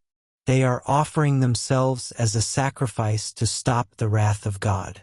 You watch, mesmerized and horrified. The blood is everywhere now. It splatters the cloaks of those standing in the front row. The flagellants are in a trance, their eyes rolled back, their bodies moving in a synchronized dance of pain. To you, a person who has watched your family turn black and wither away while the church stood helpless, this feels real. This feels like an answer. It is physical, it is visible, and it is immediate. For a few months, these wandering bands are the most powerful force in Europe. They challenge the authority of the Pope himself. Why do you need a priest in a gilded palace when these men are bleeding for you in the mud? They claim they have letters from heaven. They claim they can perform miracles. They offer a direct line to God that bypasses the corruption and the failure of the official church. But as the weeks pass, you see the fringe of this movement turn dark. The flagellants bring with them a frantic, desperate energy that needs a target. If the plague was caused by the sins of the world, then the world must be purged of those who are different. You stand in the square and hear their leader begin to shout. He is no longer chanting for mercy. He is pointing a finger. He speaks of well poisoners. He speaks of those who do not bow to the cross. He speaks of the Jewish communities. The mood of the crowd shifts. The fear that has been simmering in your gut for years suddenly finds a vent. It is easier to blame a neighbor than it is to blame an invisible miasma or a silent God. You see men you have known your whole life reach for torches and pitchforks. You see the madness of the fringe become the madness of the majority. In towns across the Rhine and into the heart of Europe, this spiritual fervor turns into a massacre. You watch from a distance, or perhaps you are swept up in the tide, as the Jewish quarters are surrounded. Thousands are burned alive in their own homes or driven into the rivers. The authorities, the kings, and the remaining bishops try to stop it, but they have lost their grip. The social contract has been shredded. When the world ended, the old rules went with it. As the sun begins to set, the flagellants pack up their whips and move on to the next town, leaving behind a trail of blood and charred ruins. The Pope eventually issues a bull condemning them, calling them heretics and lunatics. He realizes that if people believe they can save themselves through their own blood, the church will become obsolete. Gradually, the movement fades. The men go back to their farms, their backs scarred with thick white ridges of keloid tissue that they will carry to their graves. But the world does not go back to the way it was. You stand in the quiet square once the torches have flickered out, and you realize that something fundamental has broken. The absolute monopoly of the church over the human soul has been challenged. You have seen that people are capable of finding their own path to the divine, even if that path is paved with violence and self-destruction. You walk back toward your home, passing the cathedral once more. It looks different in the moonlight. It looks less like a fortress and more like a monument to a fading age. You realize that from now on, faith will be a more private, more complicated thing. The fringe has moved into the center.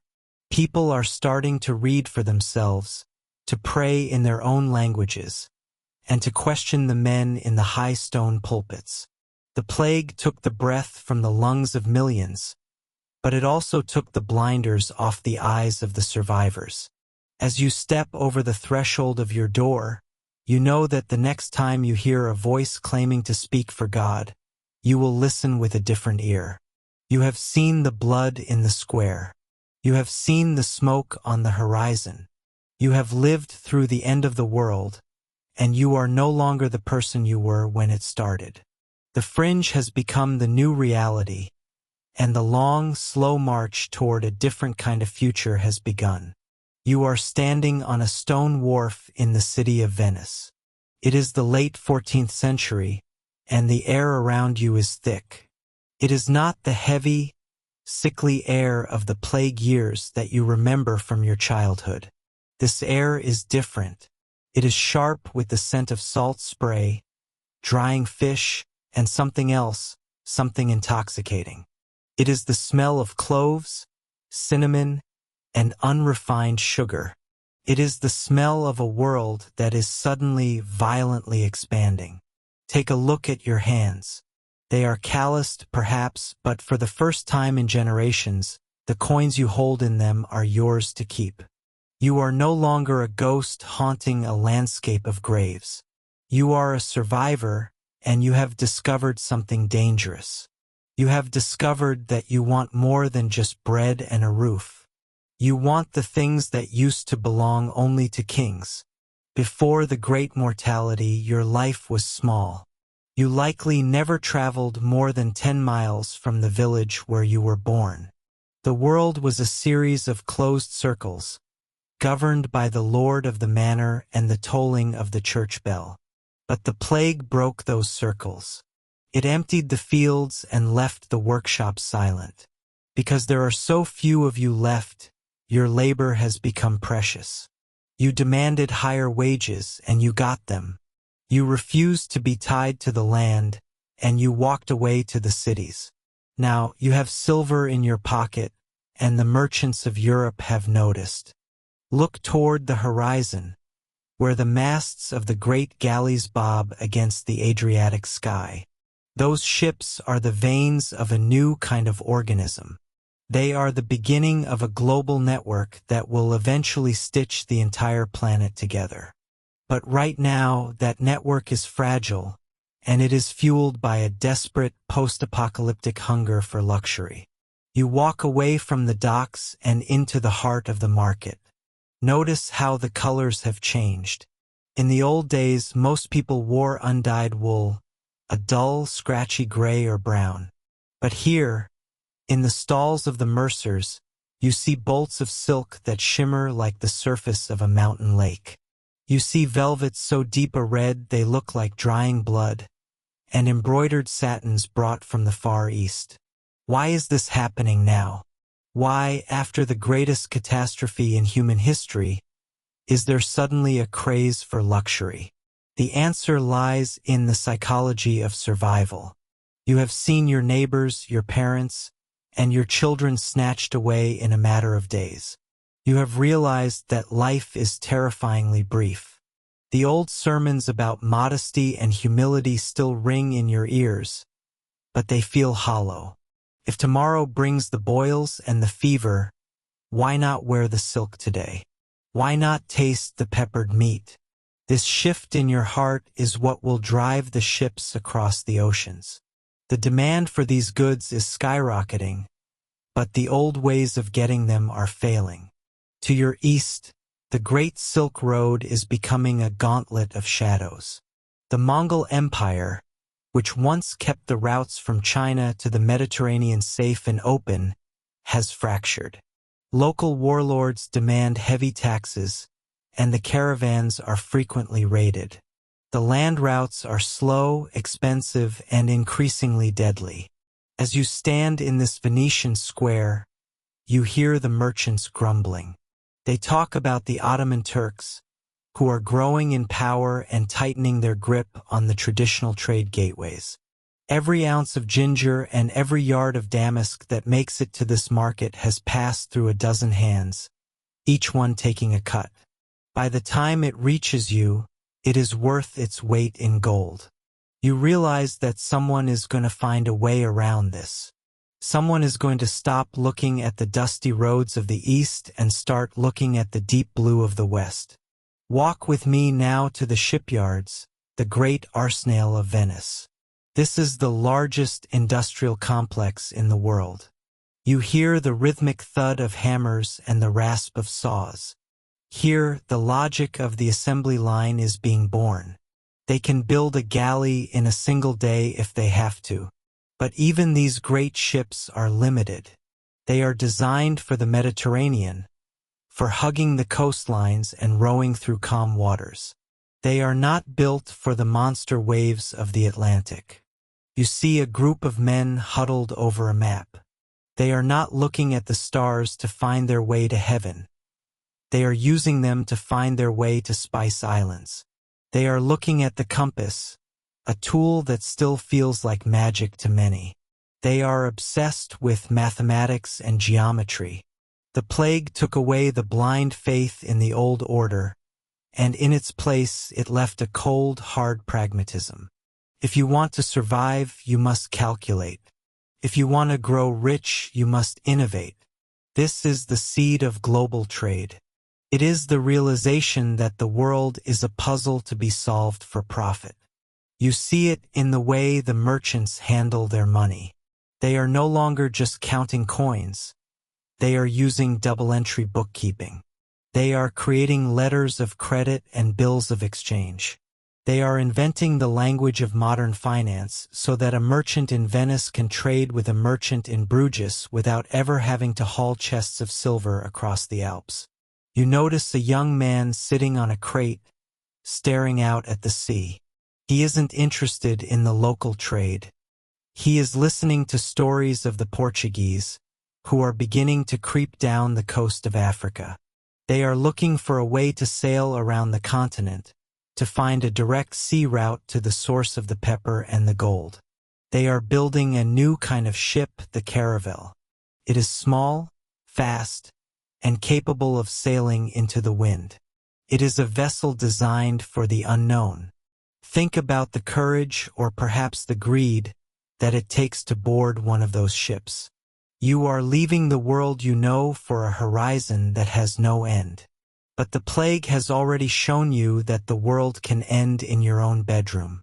The sea, with all its monsters and storms, seems less terrifying than the invisible death that stalked your streets. This is the great irony of your time. The Black Death, which killed half of the known world, provided the capital and the motivation to find the rest of it. The concentration of wealth into fewer hands meant there was more money available for high-risk, high-reward ventures. The survivors inherited the estates of the dead, and that consolidated wealth became the venture capital for the age of discovery. As you walk back toward your lodgings, you see a spice merchant opening a fresh crate. He pulls out a handful of peppercorns. To you, they look like small, shriveled berries, but they represent the engine of change. To get those berries, men will soon sail thousands of miles. They will build forts on distant shores. They will fight wars, topple empires, and eventually, they will bring together continents that have been separated for millions of years. The world is beginning to knit itself together, but it is a painful process. The global trade being born in these Italian ports and Portuguese harbors is not just about silk and spices. It is about the movement of ideas, the movement of people, and, as you know all too well, the movement of disease. The very ships that bring the luxury goods you crave are the same ships that once brought the fleas and the rats. You have learned that the world is connected, for better and for worse. You stop at a tavern for a cup of wine. The man sitting next to you is a sailor just returned from the Levant. He talks about the strange things he saw, the languages he heard, and the people who live in lands you can barely imagine. You realize that your mental map of the world is being redrawn in real time. The narrow, claustrophobic world of the Middle Ages is being torn open. This is the legacy of the catastrophe. It pushed you out of the fields and into the markets. It turned you from a peasant into a consumer. It forced you to look beyond your village, beyond your country, and eventually beyond your continent. The seed of global trade was planted in the scorched earth of the plague years, watered by the tears of the survivors, and fed by a new, restless ambition. You finish your wine and step back out into the cool evening air. The sun is setting over the lagoon, casting long, golden shadows across the water. You know that the world will never be small again. The ships will keep going further. They will find new lands, new riches, and new horrors. But for now, you simply touch the silk sleeve of your coat and feel the weight of the silver in your hand. You are part of something vast, something that is just beginning to stir. The horizon is no longer a wall. It is a doorway, and you, along with the rest of a transformed Europe, are about to walk through it. You step out from the shadows of your low, thatched cottage and breathe in the morning air. It is crisp, carrying the scent of damp earth and wood smoke. But something is missing. The constant, low hum of the village, the shouting of dozens of neighbors, the crying of children, and the bleating of massive herds of sheep has been replaced by a heavy, ringing stillness. You look toward the village green. A year ago, it was a hive of activity. Now, grass grows tall between the stones of the well. The blacksmith's forge is cold. The tavern door swings loosely on a single hinge, groaning in the wind.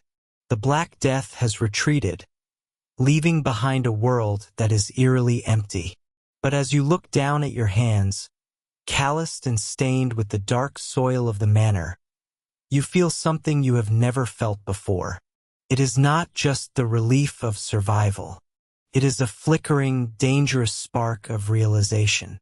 For your entire life, and for the lives of your father and his father before him, you were a piece of the landscape. You were a serf, tied to this specific patch of dirt by chains of law, custom, and blood. You owed the lord of the manor your labor, your loyalty, and your very life. You could not marry without his permission. You could not leave the parish boundaries without a permit. You were the foundation upon which the entire feudal pyramid rested, yet you were treated as little more than the livestock you tended.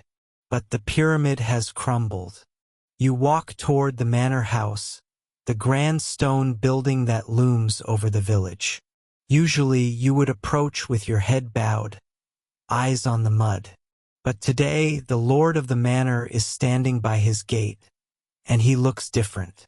He looks older. He looks tired. Most importantly, he looks desperate. He watches you approach with an expression that is no longer one of bored command, but of anxious calculation. He needs you. He needs your hands to guide the plow, or the winter wheat will rot in the ground. He needs your strength to shear the sheep, or the wool will be lost to the brambles. He needs your knowledge of the soil, the seasons, and the streams. And because half of the other able-bodied men in the parish are lying in the communal pits behind the church, he has no one else to turn to. For the first time in history, the supply of human sweat is lower than the demand for it. The Lord speaks, and his voice lacks its usual sharp edge. He reminds you of your duty. He speaks of the ancient bonds of the manor. But you remain silent. You know that 3 miles down the road, another lord has lost nearly all his tenants. That lord is so desperate that he is offering silver coins to anyone who will come and work his fields. He is promising a cottage with a garden and a share of the harvest. He is even hinting that he will forget about the legal status of anyone who flees their old master to serve him. You are witnessing the birth of a new world, built on the ruins of the old one. This is the moment when the balance of power shifts.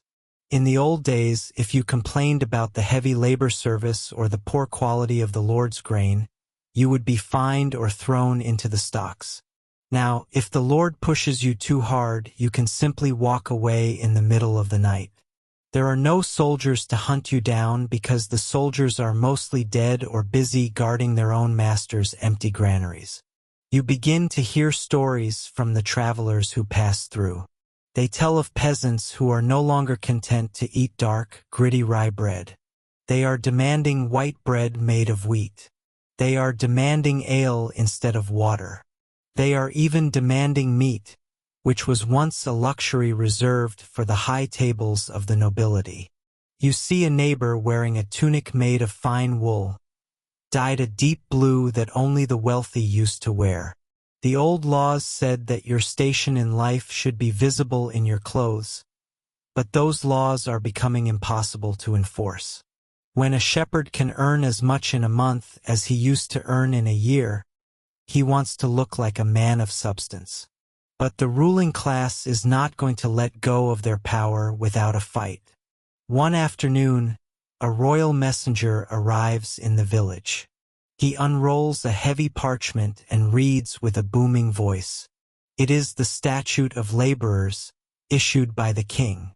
It commands that no person shall demand higher wages than they received before the great mortality. It says that every man and woman under the age of 60 who does not have their own land must serve whoever requires them. It forbids you from leaving your parish in search of better pay. It is an attempt to freeze time, to force the world back into the shape it had in 1348. You listen to the words, and you see the anger boiling in the eyes of the men around you. The king and the lords want to act as if nothing has changed, but everything has changed.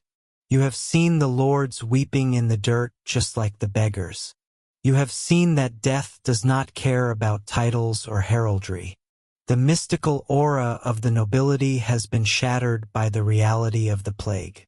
If they are as mortal as you, why should they own your life? The tension begins to pull at the very fabric of society. The lords try to use the courts to reclaim their runaway serfs. They impose heavy fines on those who take high wages. But the economic reality is a flood that cannot be held back by a few pieces of parchment. The labor shortage is so severe that even the most law-abiding lords start secretly offering their neighbors' servants more money to defect. They are cheating on their own system because they have no choice. As the years pass, you find yourself negotiating. You are no longer just a serf. You are becoming a tenant. You tell the Lord that you will stay and work his land, but only if he cancels the old labor services. You no longer want to spend 3 days a week working his fields for free. Instead, you want to pay a fixed rent in cash and spend all your time working your own land for your own profit. He grumbles, he threatens, but eventually he agrees. He needs the rent money to pay for the expensive luxuries he still craves, and he knows that a rent-paying tenant is better than an empty field. This shift from labor to cash is a revolution. It means you are no longer a piece of property. You are a participant in an economy. You take your surplus grain to the market and sell it. You keep the silver coins in a leather pouch hidden beneath your hearth. With those coins comes a new kind of freedom. You can buy a better plow. You can buy a horse. You can even pay the fee to have your son educated by the local priest, hoping he might one day become a clerk or a merchant in the city. The landscape itself begins to change. With fewer hands to till the vast open fields of wheat, many lords decide to enclose the land and turn it into pasture for sheep. Sheep require fewer workers than crops do, and the wool trade is booming. You see the great communal strips of land being divided by hedges and stone walls. This brings its own hardships, as some people are pushed off the land entirely, but for those who stay, it offers a different kind of life. You see the rise of a new class of people. They are not noble, but they are not poor. They are the yeomen, the independent farmers who own or lease enough land to be their own masters. They are the ancestors of the middle class. They are proud, they are hardworking, and they are increasingly unwilling to be told what to do by a distant king or a local baron. The pressure continues to build until one day it explodes. You hear whispers of a great rising in the South. Men like what Tyler and John Ball are telling the people that all men were created equal. They are asking, when Adam delved and Eve spanned, who was then the gentleman? They are marching on London, demanding the end of serfdom and the removal of the king's corrupt advisors. While the rebellion is eventually crushed through treachery and violence, the message is sent. The old world cannot be restored.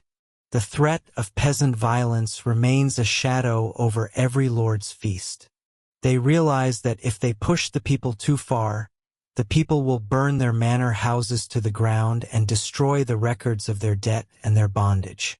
By the time your hair is gray and your back is bent, the world you grew up in has vanished. Serfdom is not dead yet, but it is a ghost of its former self. Most of your neighbors are free tenants. The heavy, suffocating weight of the feudal system has been lifted, replaced by a world that is more chaotic, more competitive, and much more dangerous, but also one where a man can rise by his own efforts. You sit on a bench outside your cottage, watching your grandson play in the dirt. He will never know what it was like to be a serf. He will never know the feeling of being legally bound to a lord he has never met. He will grow up in a Europe where labor has value, where individuals have rights, and where the old boundaries between classes have started to blur. The Black Death was a horror beyond imagining, a nightmare that killed half of everyone you knew. But in its wake, it did something the kings and the popes could never do. It broke the chains of the Middle Ages. It took a world of masters and servants and began the long, painful process of turning it into a world of employers and employees. You look at the road leading away from the village, disappearing over the hill toward the city. That road used to be a wall you could never cross. Now it is a path to a future where you and your children might finally be free. You pick up your tools and head back to your field, no longer because you are forced to, but because the harvest is yours to keep. The sun sets over a transformed landscape, and for the first time, the silence of the village feels like peace. You stand at the threshold of a heavy oak door in the city of Bologna. The year is 1360, and the air is thick with the scent of vinegar and dried herbs. As you push the door open, the hinges groan, echoing through a stone corridor that feels remarkably cold despite the summer heat outside. This is a university, a place where for centuries men have looked back toward the ancient Greeks and Romans to understand the mysteries of the human body. But something has changed. The atmosphere is no longer one of quiet reverence for the past. It is charged with a new, frantic energy.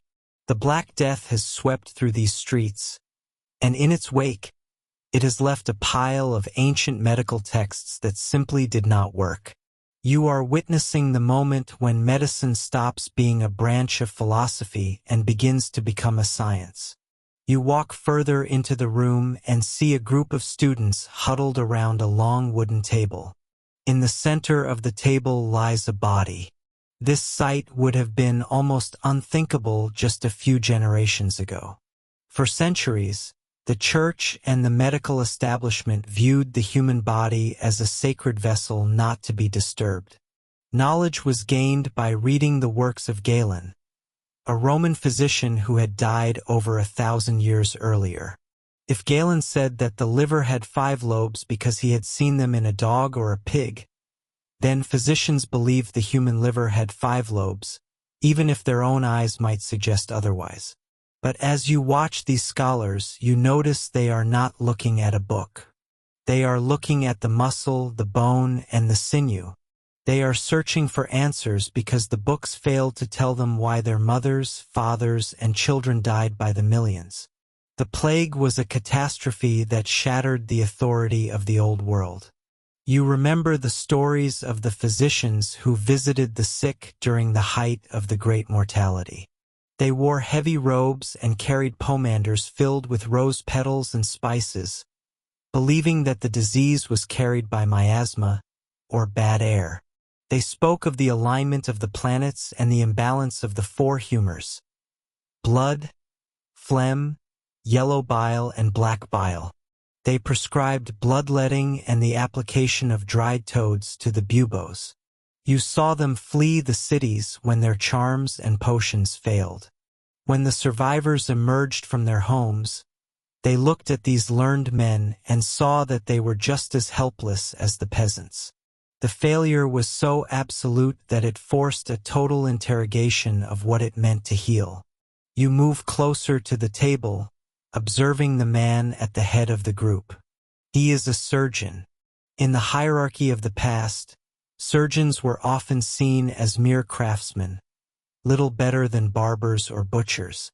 The true physicians were the academics who spoke Latin and never touched a patient. But the plague changed the power dynamic. While the physicians stayed behind closed doors debating planetary cycles, the surgeons were the ones in the plague pits, lancing boils and seeing the physical reality of the disease. You realize that you are standing in an anatomical theater, a place where the physical evidence of the body is finally being prioritized over the abstract theories of the ancients. This shift is the foundation of everything you know about modern medicine. It is the transition from asking why God is punishing us to asking how the body functions and how it fails. Step back from the university for a moment and walk with me through the narrow, winding streets toward the city gates. Here you see a different kind of medical revolution taking place. It is not happening in a laboratory or a classroom, but in the halls of government. You see a group of officials wearing heavy chains of office, standing near a wooden barrier. They are inspecting a line of travelers. Before the Black Death, the health of a city was seen as a matter of divine will. After the plague, it became a matter of public policy. You are watching the birth of public health. You notice a traveler being turned away because he looks pale, or perhaps because he has come from a city known to be infected. These officials are following new laws that give the state the power to monitor the bodies of its citizens. In the city of Ragusa, on the coast of the Adriatic Sea, they have established a practice called Trentino, which requires travelers to stay on an island for 30 days to ensure they are healthy. In Venice, this period has been extended to 40 days, giving us the word quarantine, derived from the Italian quaranta.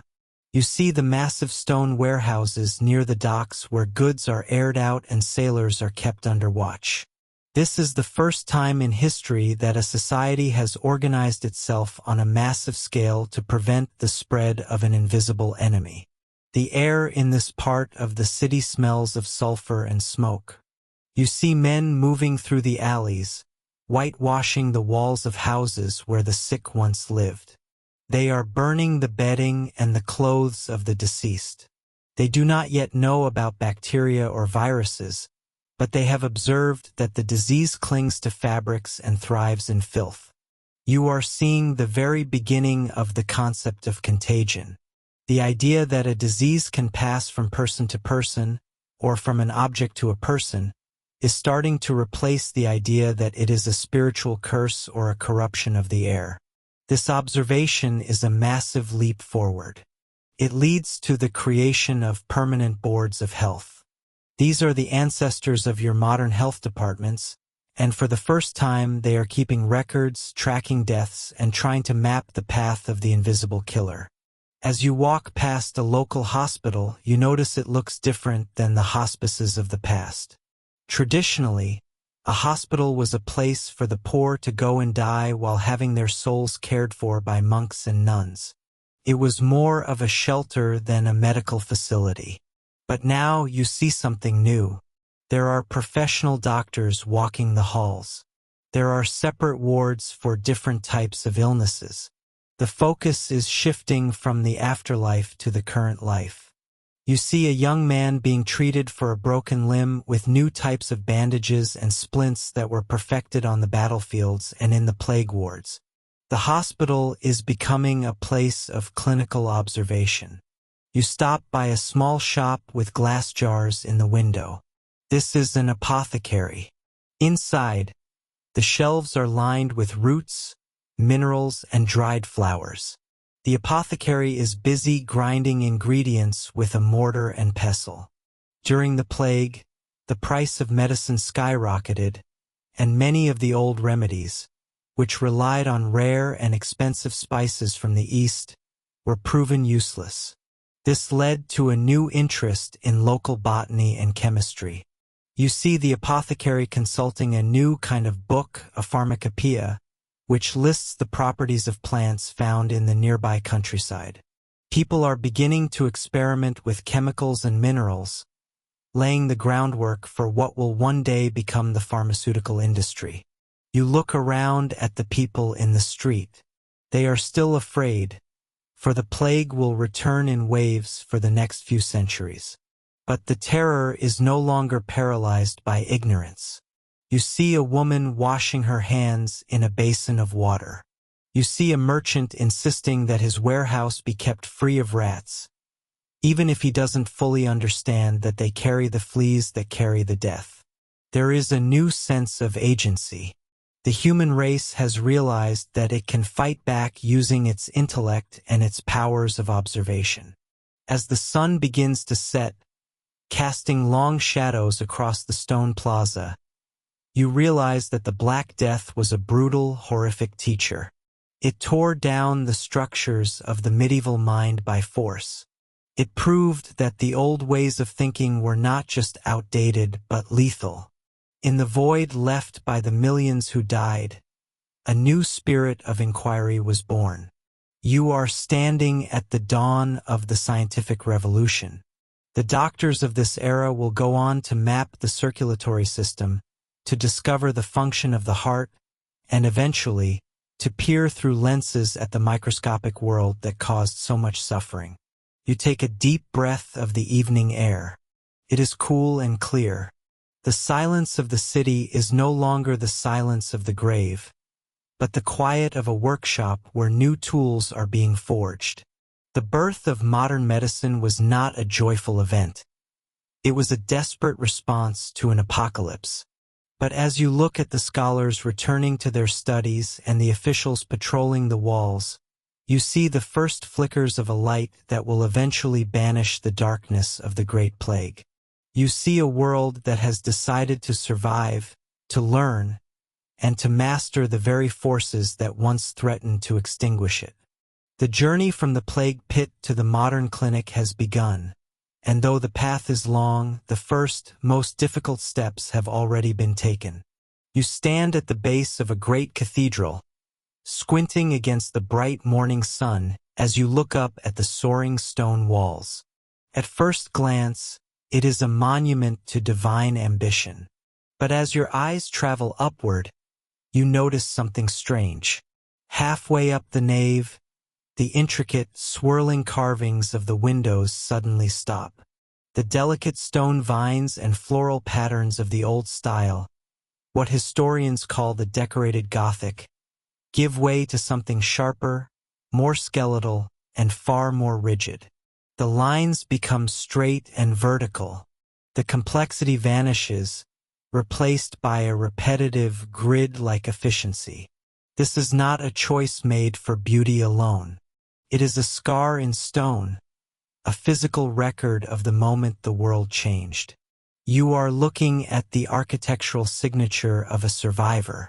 Before the plague, Europe was a construction site. Everywhere you looked, massive projects were underway. Cathedrals were intended to take centuries, but they were being built with an almost manic energy. Then the labor died. The master masons, the glass blowers, and the thousands of anonymous laborers who hauled the limestone were swept away. When the hammers finally started ringing again, the world was different. The people were fewer, the money was in different hands, and the very way humans conceived of space and eternity had shifted. You walk toward the cathedral doors, and as you enter, the coolness of the stone hits you. In the years following the Black Death, the very air inside these buildings felt different. The grand, open spaces that once celebrated the glory of a crowded Christendom began to feel cavernous and lonely. You notice that the new additions to the building are simpler. This is the birth of the perpendicular Gothic style in England and similar movements across the continent. With fewer skilled carvers left alive, the survivors could no longer afford the flamboyant, time-consuming details of the past. They needed to build faster and more efficiently. But there is a haunting beauty in this new simplicity. The straight lines draw your eyes directly to the heavens, bypass the earthly distractions that once cluttered the walls. It is a more direct, perhaps more desperate connection to the divine. As you wander deeper into the shadows of the side aisles, you stumble upon a new kind of structure that did not exist before the plague.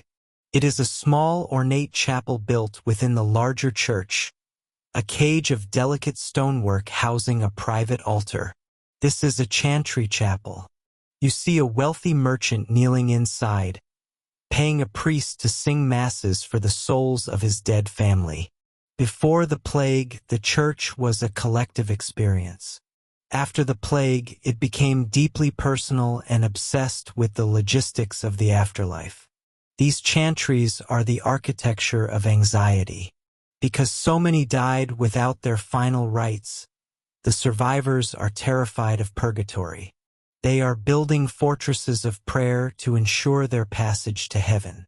You can see the shift in the very floor beneath your feet, as more and more flat brass effigies and stone tombs take up the space where parishioners once stood.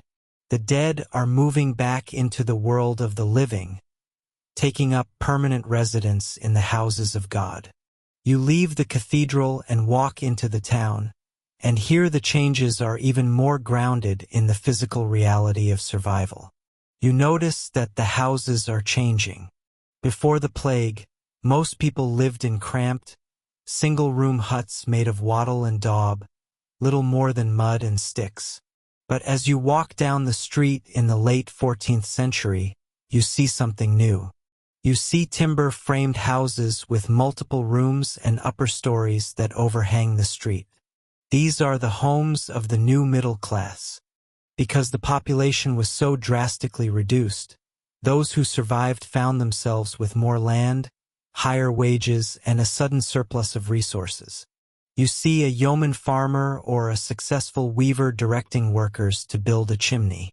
This is a revolutionary piece of architecture. Before, a fire sat in the middle of a room, and smoke drifted out of a hole in the thatch. Now, with more money to spend on comfort, people are partitioning their homes. You see the birth of the parlor, a private room for the family to escape the servants and the noise of the street. The architecture of the home is becoming more about privacy and individual comfort. You are witnessing the end of the communal living of the Middle Ages. You continue your walk, leaving the town behind and heading into the countryside. The landscape itself has been redesigned by the hand of death. You reach the top of a hill and look down at what should be a thriving village, but there is no smoke rising from the hearths. This is a deserted medieval village, one of thousands that dot the European map after the plague. You walk down the main path, which is now overgrown with thorns and weeds. The stone foundations of the houses are still there, like the ribs of a skeleton. The village church stands lonely on the green, its roof beginning to sag. The people who lived here did not all die of the plague, though many did. The survivors simply realized they did not have to live on this poor, marginal soil anymore. With so much prime land left vacant by the dead, they packed their belongings and moved to better fields. The architecture of the landscape is now defined by these ghost towns and the conversion of plowed fields into sheep pastures. You see miles of new stone walls and hedges. It takes far fewer people to watch a flock of sheep than it does to harvest a field of wheat. The very shape of the earth, once a patchwork of small peasant strips, is being carved into large, enclosed holdings. It is a more profitable but far lonelier countryside. You find your way back to a larger city, perhaps London or Florence, and you see that the local government is building something that has nothing to do with prayer. You see workers laying down massive stone slabs to cover a new vaulted sewer. You see the construction of public water fountains and the paving of streets that were once rivers of filth. The plague taught the survivors a brutal lesson about density and dirt. While they do not yet understand germs, they have developed a new architectural focus on what they call miasma or bad air. They are trying to build their way out of the next epidemic. You see new hospitals being built, not just as places for the dying to be housed, but as organized institutions with wards and courtyards designed to let the air circulate. The architecture of the city is becoming more civic, more organized, and more concerned with the health of the body as well as the soul. As evening falls, you find yourself in a cemetery, but it is not the crowded, chaotic pit you might have expected. Instead, you see the rise of the cadaver tomb. You look down at a monument of a high-ranking bishop. On the top level, he is depicted in his full glory, carved in marble with his mitre and staff, looking peaceful and holy. But beneath that, in a dark alcove, there is a second carving. It is the same man, but depicted as a rotting corpse, his skin tight against his ribs, worms crawling through his stone flesh. This is the memento mori. The architecture of the tomb has become a lecture in mortality. It tells you that no matter how much stone you pile up, or how many rooms you build in your new house, the end is the same. Yet, despite this focus on death, there is an undeniable sense of renewal. You see the foundations of new universities being laid. These buildings are designed with cloistered walkways and quiet libraries, meant to train a new generation of thinkers to replace those lost to the pestilence. The architecture is sturdy, built to last for centuries. It reflects a world that has looked into the abyss and decided to rebuild with more permanence. The flimsy wooden structures of the past are being replaced by stone and brick. You stand back and look at the skyline of this post-plague world. It is a jagged, transitional landscape. There are the ruins of the old world, the half-finished towers and the empty villages, but rising among them are the symbols of a new era. The private homes are better, the public spaces are cleaner, and the churches, though simpler, are more intimate. The Black Death was a wrecking ball that smashed the medieval world to pieces, but in the ruins, the survivors found the materials to build something different. The architecture of the aftermath is not just about stone and mortar. It is the physical manifestation of a psychological shift. It is the move from the collective to the individual, from the rural to the urban, and from a world of frantic expansion to one of calculated, durable beauty.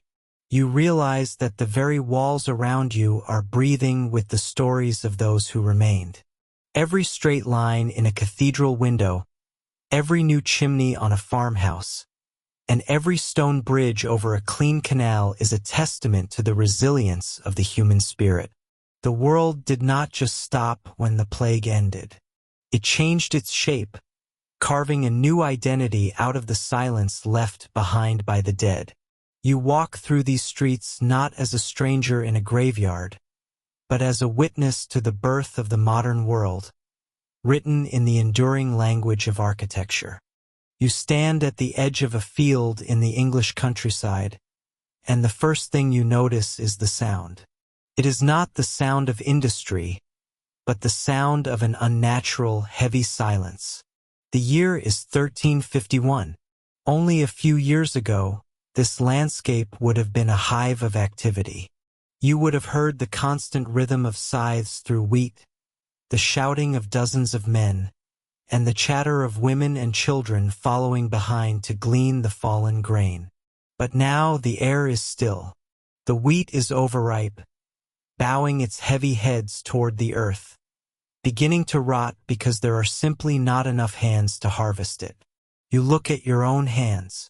They are calloused and stained with soil, but for the first time in your life, they represent something more than mere survival. They represent power. This is the great paradox of the post-plague world. Death has made the survivors valuable. Before the great mortality, you were a person of no consequence. You were a tenant, a serf, a man tied to the soil by ancient laws and the crushing weight of overpopulation. Back then, if you had asked for an extra penny a day, your lord would have laughed and replaced you within the hour. There were always more hungry mouths than there was work to go around. But that world has vanished. The plague took roughly half the population, and in doing so, it flipped the laws of economics on their head. Now, it is the lords who are desperate. You have seen them wandering their estates with look of genuine panic in their eyes. They watch their crops wither and their livestock wander off because the shepherds are all in the churchyard.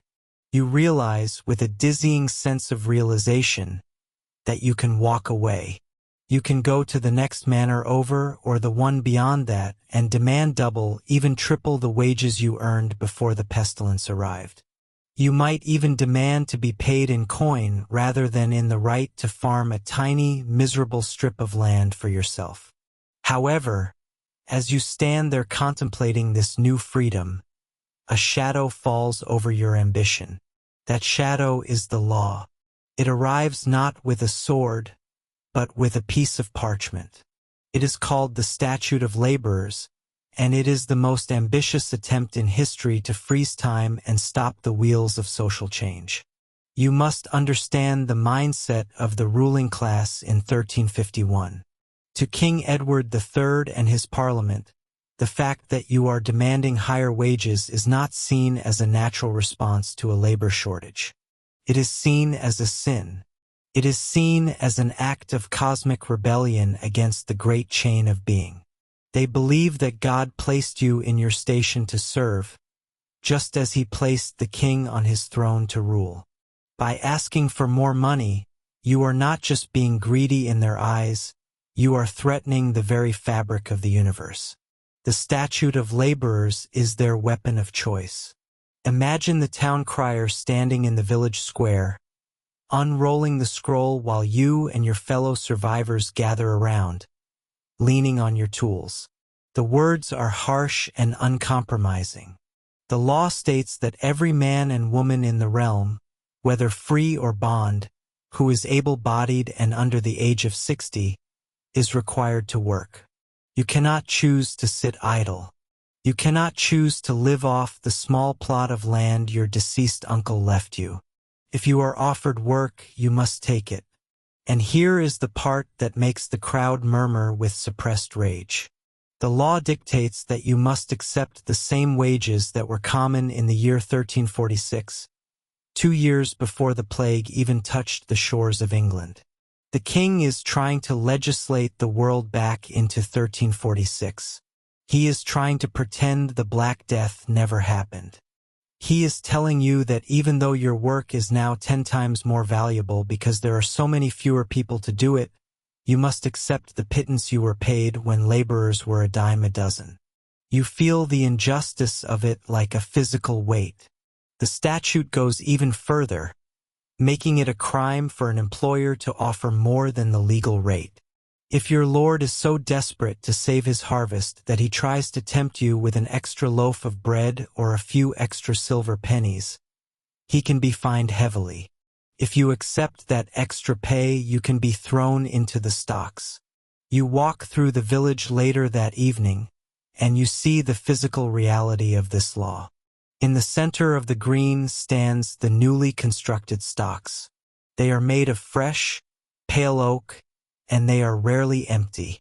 You see a man you have known your whole life, a skilled tiler named Thomas. His legs are locked into the wooden beams, his body slumped in humiliation as the villagers pass by. His crime? He moved to a neighboring parish because they offered him 6 pence a day instead of the 4 pence mandated by the statute. To the law, Thomas is a vagrant. To the law, Thomas is a thief who has stolen the labor that rightfully belonged to his original master. This is the birth of a new kind of tension in your world.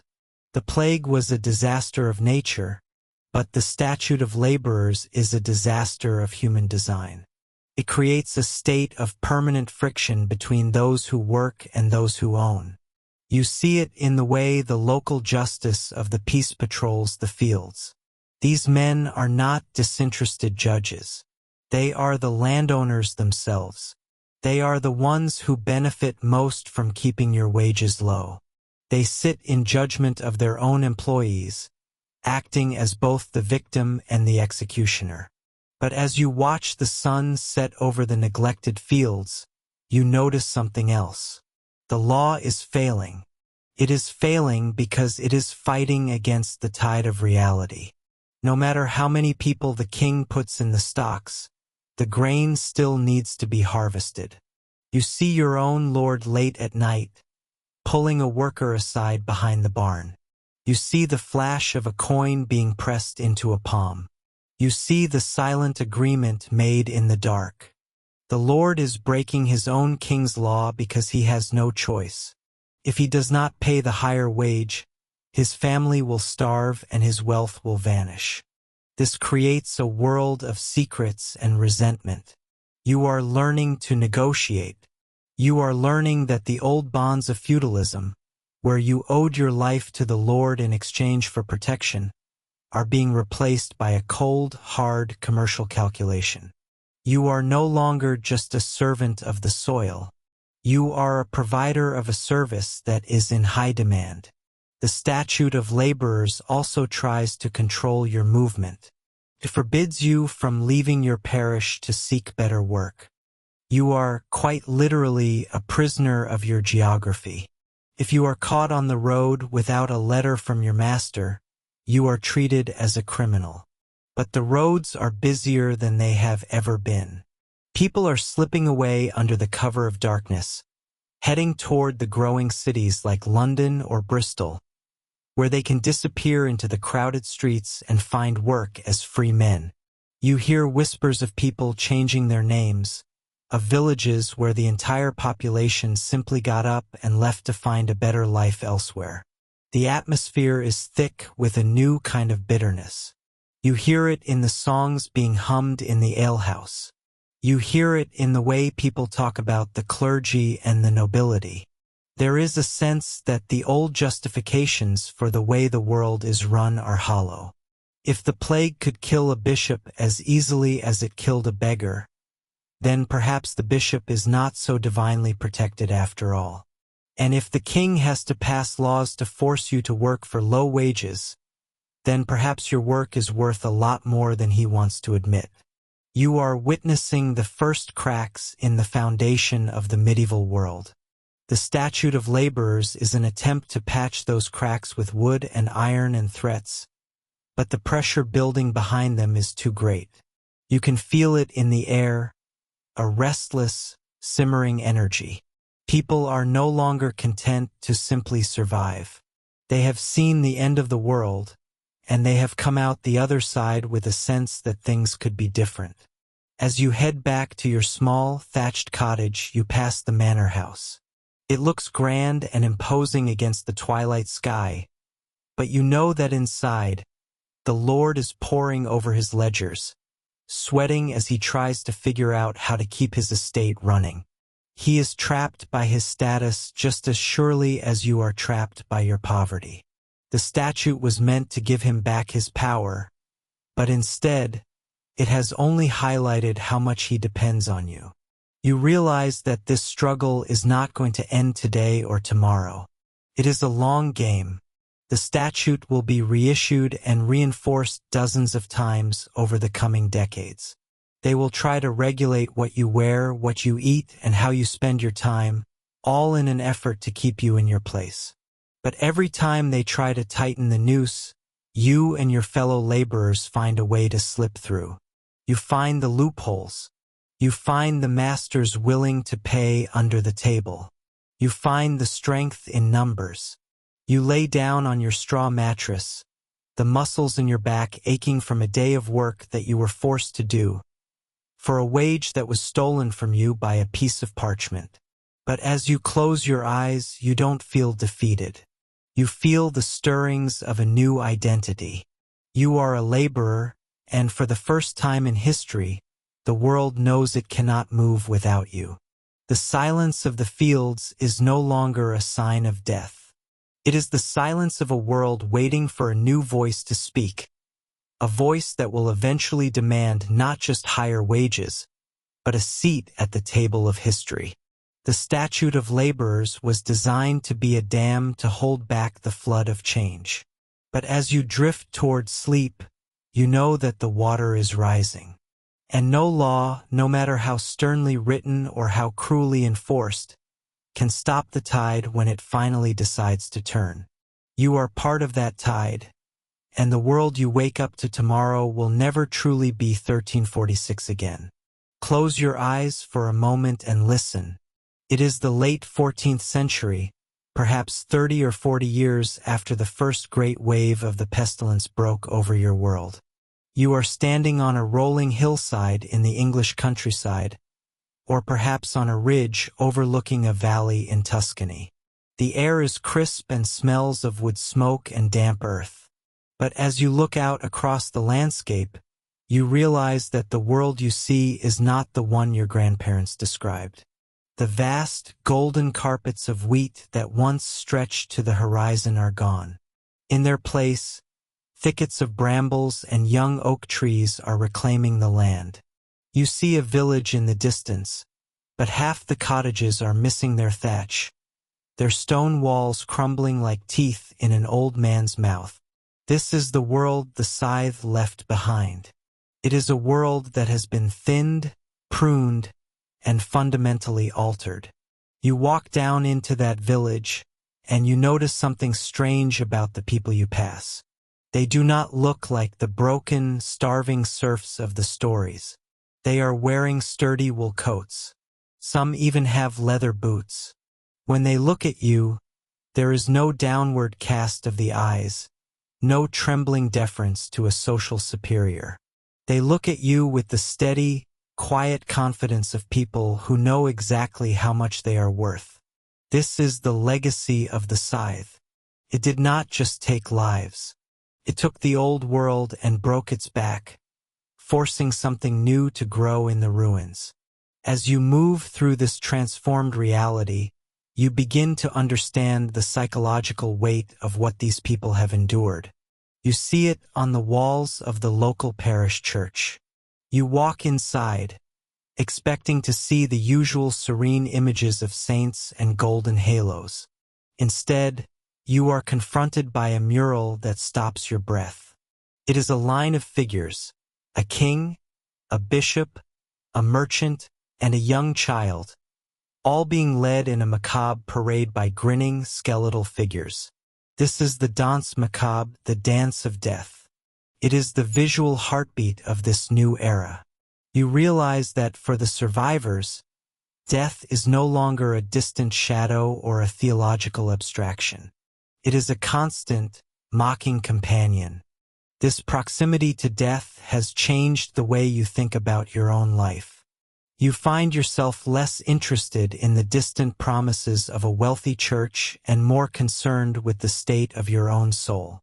You might find yourself joining a local lay fraternity, a group of ordinary people who gather to pray, to bury their dead, and to look after one another without the constant mediation of a priest.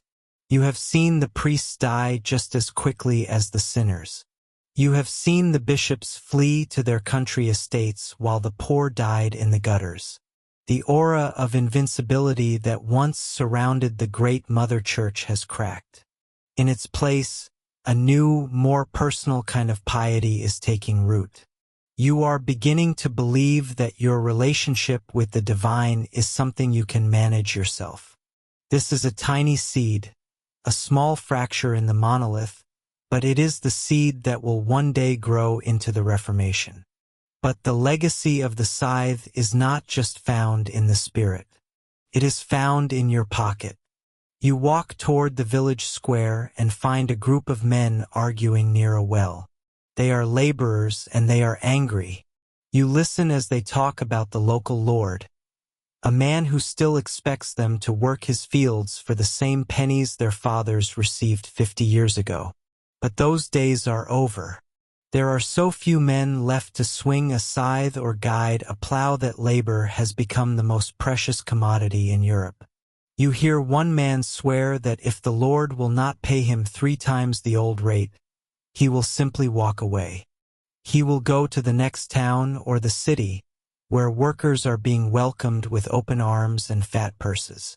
This is the greatest shift of all. You are witnessing the death of feudalism. The system that bound you to the soil, that made you a piece of property belonging to a master, is dissolving. The scythe has given you the power of choice. For the first time in centuries, the poor have leverage. The lords try to fight back, of course. They pass laws like the Statute of Laborers, demanding that wages stay at pre-plague levels and forbidding you from moving. But as you look at the defiant faces around the well, you know those laws are useless. You cannot legislate against the law of supply and demand. The world has more land than it has people to work it, and that simple fact has changed the balance of power forever. As you continue your journey, leaving the village behind and heading toward a larger town, you notice how the very shape of the economy is shifting. Because there are fewer people to feed, the frantic, desperate pressure to grow grain on every inch of poor soil has vanished. You see hillsides that used to be scrubby wheat fields now covered in sheep. Wool is the new gold. It requires fewer hands to manage a flock than to harvest a field, and the survivors of the plague have more money to spend on clothes. You see the birth of a consumer culture. People want better food, better cloth, and more beer. They want the things that make life worth living, because they know life can be snatched away in a heartbeat. You enter the gates of a city and the sensory assault is immediate. The streets are still narrow, but they feel different. There is a new focus on what we would call public health, though they do not use that word yet. You see men clearing refuse from the gutters. You see new regulations about where butchers can slaughter their animals. The city fathers have learned a hard, bloody lesson. They realized that the filth of the city was a highway for the pestilence. They are beginning to understand that the health of the individual is connected to the health of the community. You see the first permanent boards of health being established. You see the concept of quarantine becoming a standard practice. The scythe has forced humanity to observe, to record, and to react to disease in a way that is grounded in the physical world rather than the purely spiritual. In the city square, you see a new building under construction. It is a college, a small university. You find it strange that such a thing would be built now, when so many have died. But you learn that the plague wiped out so many educated clerks and priests that the old systems of learning are struggling to survive. To fill the gap, new institutions are rising. And because the old Latin-speaking elite has been so thoroughly thinned, these new schools are starting to teach in the languages people actually speak. You hear students debating in English, in French, in Italian. The monopoly of Latin is fading, and with it, the barriers to knowledge are starting to crumble. You sit on a stone bench and watch the world go by, feeling the strange, bittersweet energy of this post-plague era. It is a world of mourning, yes. There is a deep, underlying trauma that will take generations to heal. But there is also a frantic, creative energy. You see it in the architecture, which is becoming more flamboyant, more individualistic. You see it in the way people dress, with bold colors and strange new fashions that would have been scandalous 50 years ago. The scythe was a tool of destruction, but it was also a tool of transformation. By clearing away the old, overcrowded, and stagnant structures of the medieval world, it created the space for something more modern to emerge. You realize that the person walking past you, the merchant with the fur-lined cloak or the peasant with the silver coin in his pouch, is the ancestor of the modern individual.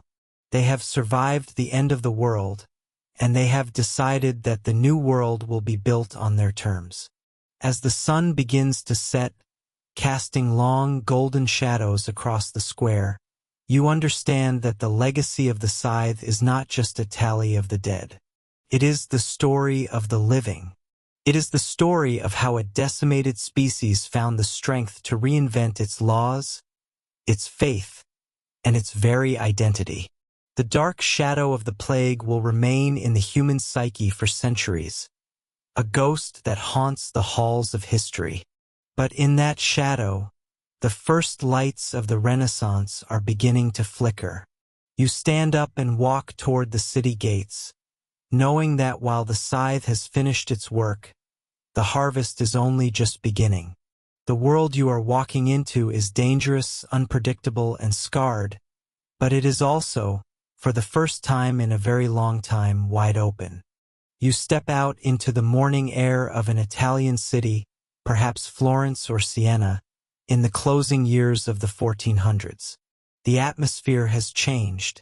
The heavy, stifling blanket of grief that defined your parents' and grandparents' lives has begun to lift, and in its place is a strange, kinetic energy. You can hear it in the rhythmic thud of hammers against stone and the scraping of trowels against fresh plaster. The silence of the plague years, that hollow quiet that once sat over the empty markets, has been replaced by a cacophony of ambition. You walk down a narrow street where the sunlight struggles to reach the cobblestones, but even here, the world feels larger than it used to. You see a man dressed in a tunic of fine wool, dyed a deep, vibrant crimson. A few decades ago, such a color would have been reserved for the highest nobility, a sign of status and ancient blood. Now, you realize he is likely a merchant or the son of a master weaver. Because so many people died, the wealth of the world was condensed into fewer hands. The survivors found themselves standing atop mountains of inheritance. Gold that was once spread thin across 100 cousins now sits in the coffers of 10. As you follow this man toward the city square, you notice that people are walking with a different posture. There is a new kind of confidence in their stride. For centuries, the prevailing wisdom was that you were a small, insignificant part of a divine clockwork, and your only job was to suffer through this valley of tears until you reached the afterlife. But you and your neighbors have seen the end of the world, and you survived it. The realization that life is fragile has not made people more timid. Instead, it has made them hungry. If death can come on the wings of a flea at any moment, then why wait for the next life to see beauty? Why wait to build something that will make the angels jealous? You reach the edge of a massive construction site. You look up and see the skeleton of a cathedral reaching toward the clouds. It is not like the dark, heavy fortresses of the past. This new architecture feels like it is trying to capture the light. You see architects and engineers huddled over parchment, debating the geometry of arches and the weight of marble. They are not just looking at the prayer books for inspiration anymore. They are looking at the ruins of the Romans. You see them digging in the dirt on the outskirts of the city, pulling up a shattered marble arm or the torso of a forgotten statue. To your ancestors, these were just pagan rubble, stones to be ground down for lime. To the people standing around you now, these are whispers from a golden age. You watch as a scholar brushes the dirt off a fragment of a pillar. He talks about a time when men were like giants of the mind, when logic and beauty were the twin pillars of the world. This is the heartbeat of the change you are witnessing. It is a rebirth, a conscious effort to reach back across 1,000 years of shadow to touch the hand of the ancients. You move toward the university district, and the air is thick with the smell of old parchment and ink. You step into a small shop where a scribe is working, but he is not copying a hymn. He is transcribing a letter by Cicero or a poem by Virgil. This is the birth of humanism, the radical idea that the human experience is worth studying for its own sake.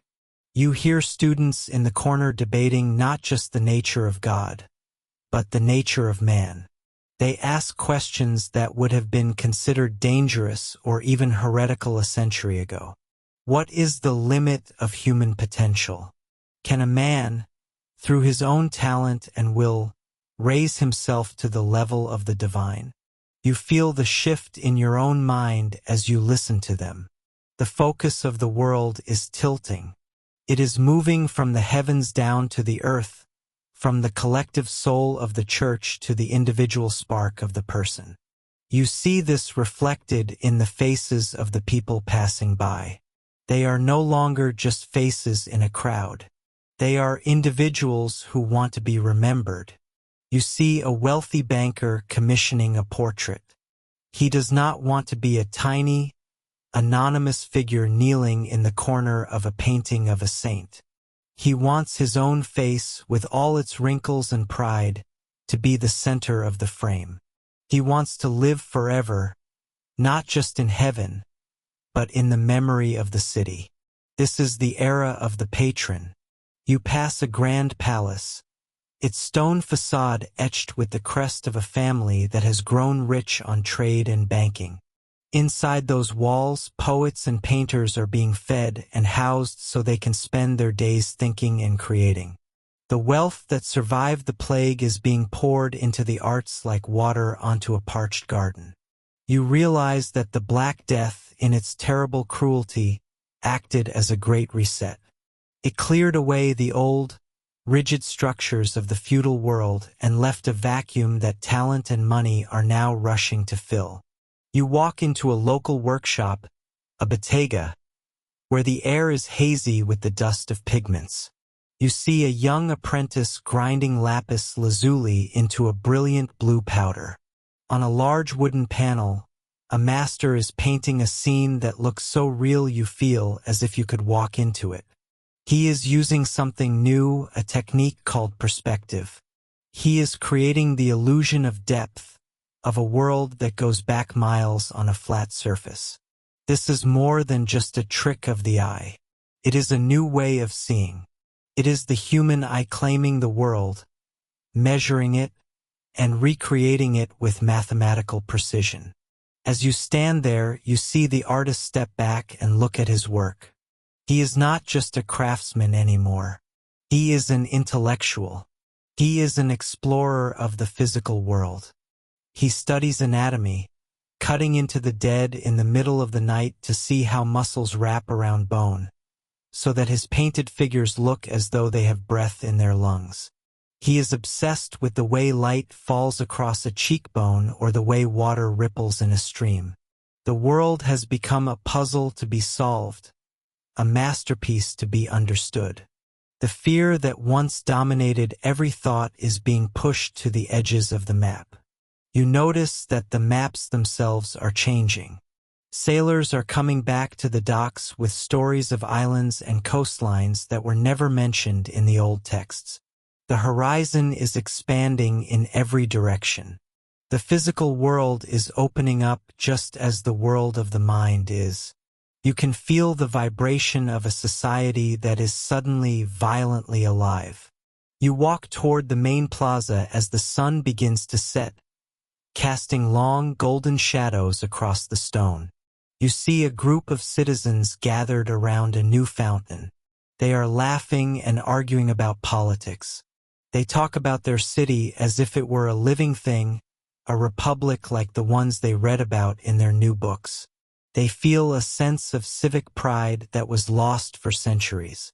They are not just subjects of a king or servants of a lord. They are citizens. They believe they have a voice, and they believe that their city should be the most beautiful place on earth. You look around and realize that you are standing at the edge of a great threshold. The darkness of the medieval world, with its plagues and its heavy silences, is receding into the mist. Ahead of you is a world of color, of light, and of the terrifying, wonderful power of the human imagination. It is a world where a man can be a painter, an engineer, a poet, and a scientist all at once. It is a world where the survivor has become the creator. The air feels charged, as if a storm has just passed and the sky is clearing for the first time in memory. You see the first lanterns being lit in the windows of the tall houses. Each light represents a mind that is awake, a family that is planning for a future that they believe they can shape with their own hands. The scars of the past are still there, deep and permanent, but they are being covered by the brilliance of this new dawn. You realize that you are no longer just surviving. You are witnessing the moment when the world decided to begin again. You take a deep breath, smelling the wood smoke and the river and the stone. The world is loud, it is messy, and it is full of a new, fierce kind of hope. You turn the corner, leaving the shadows of the old century behind, and walk forward into the light of the Renaissance.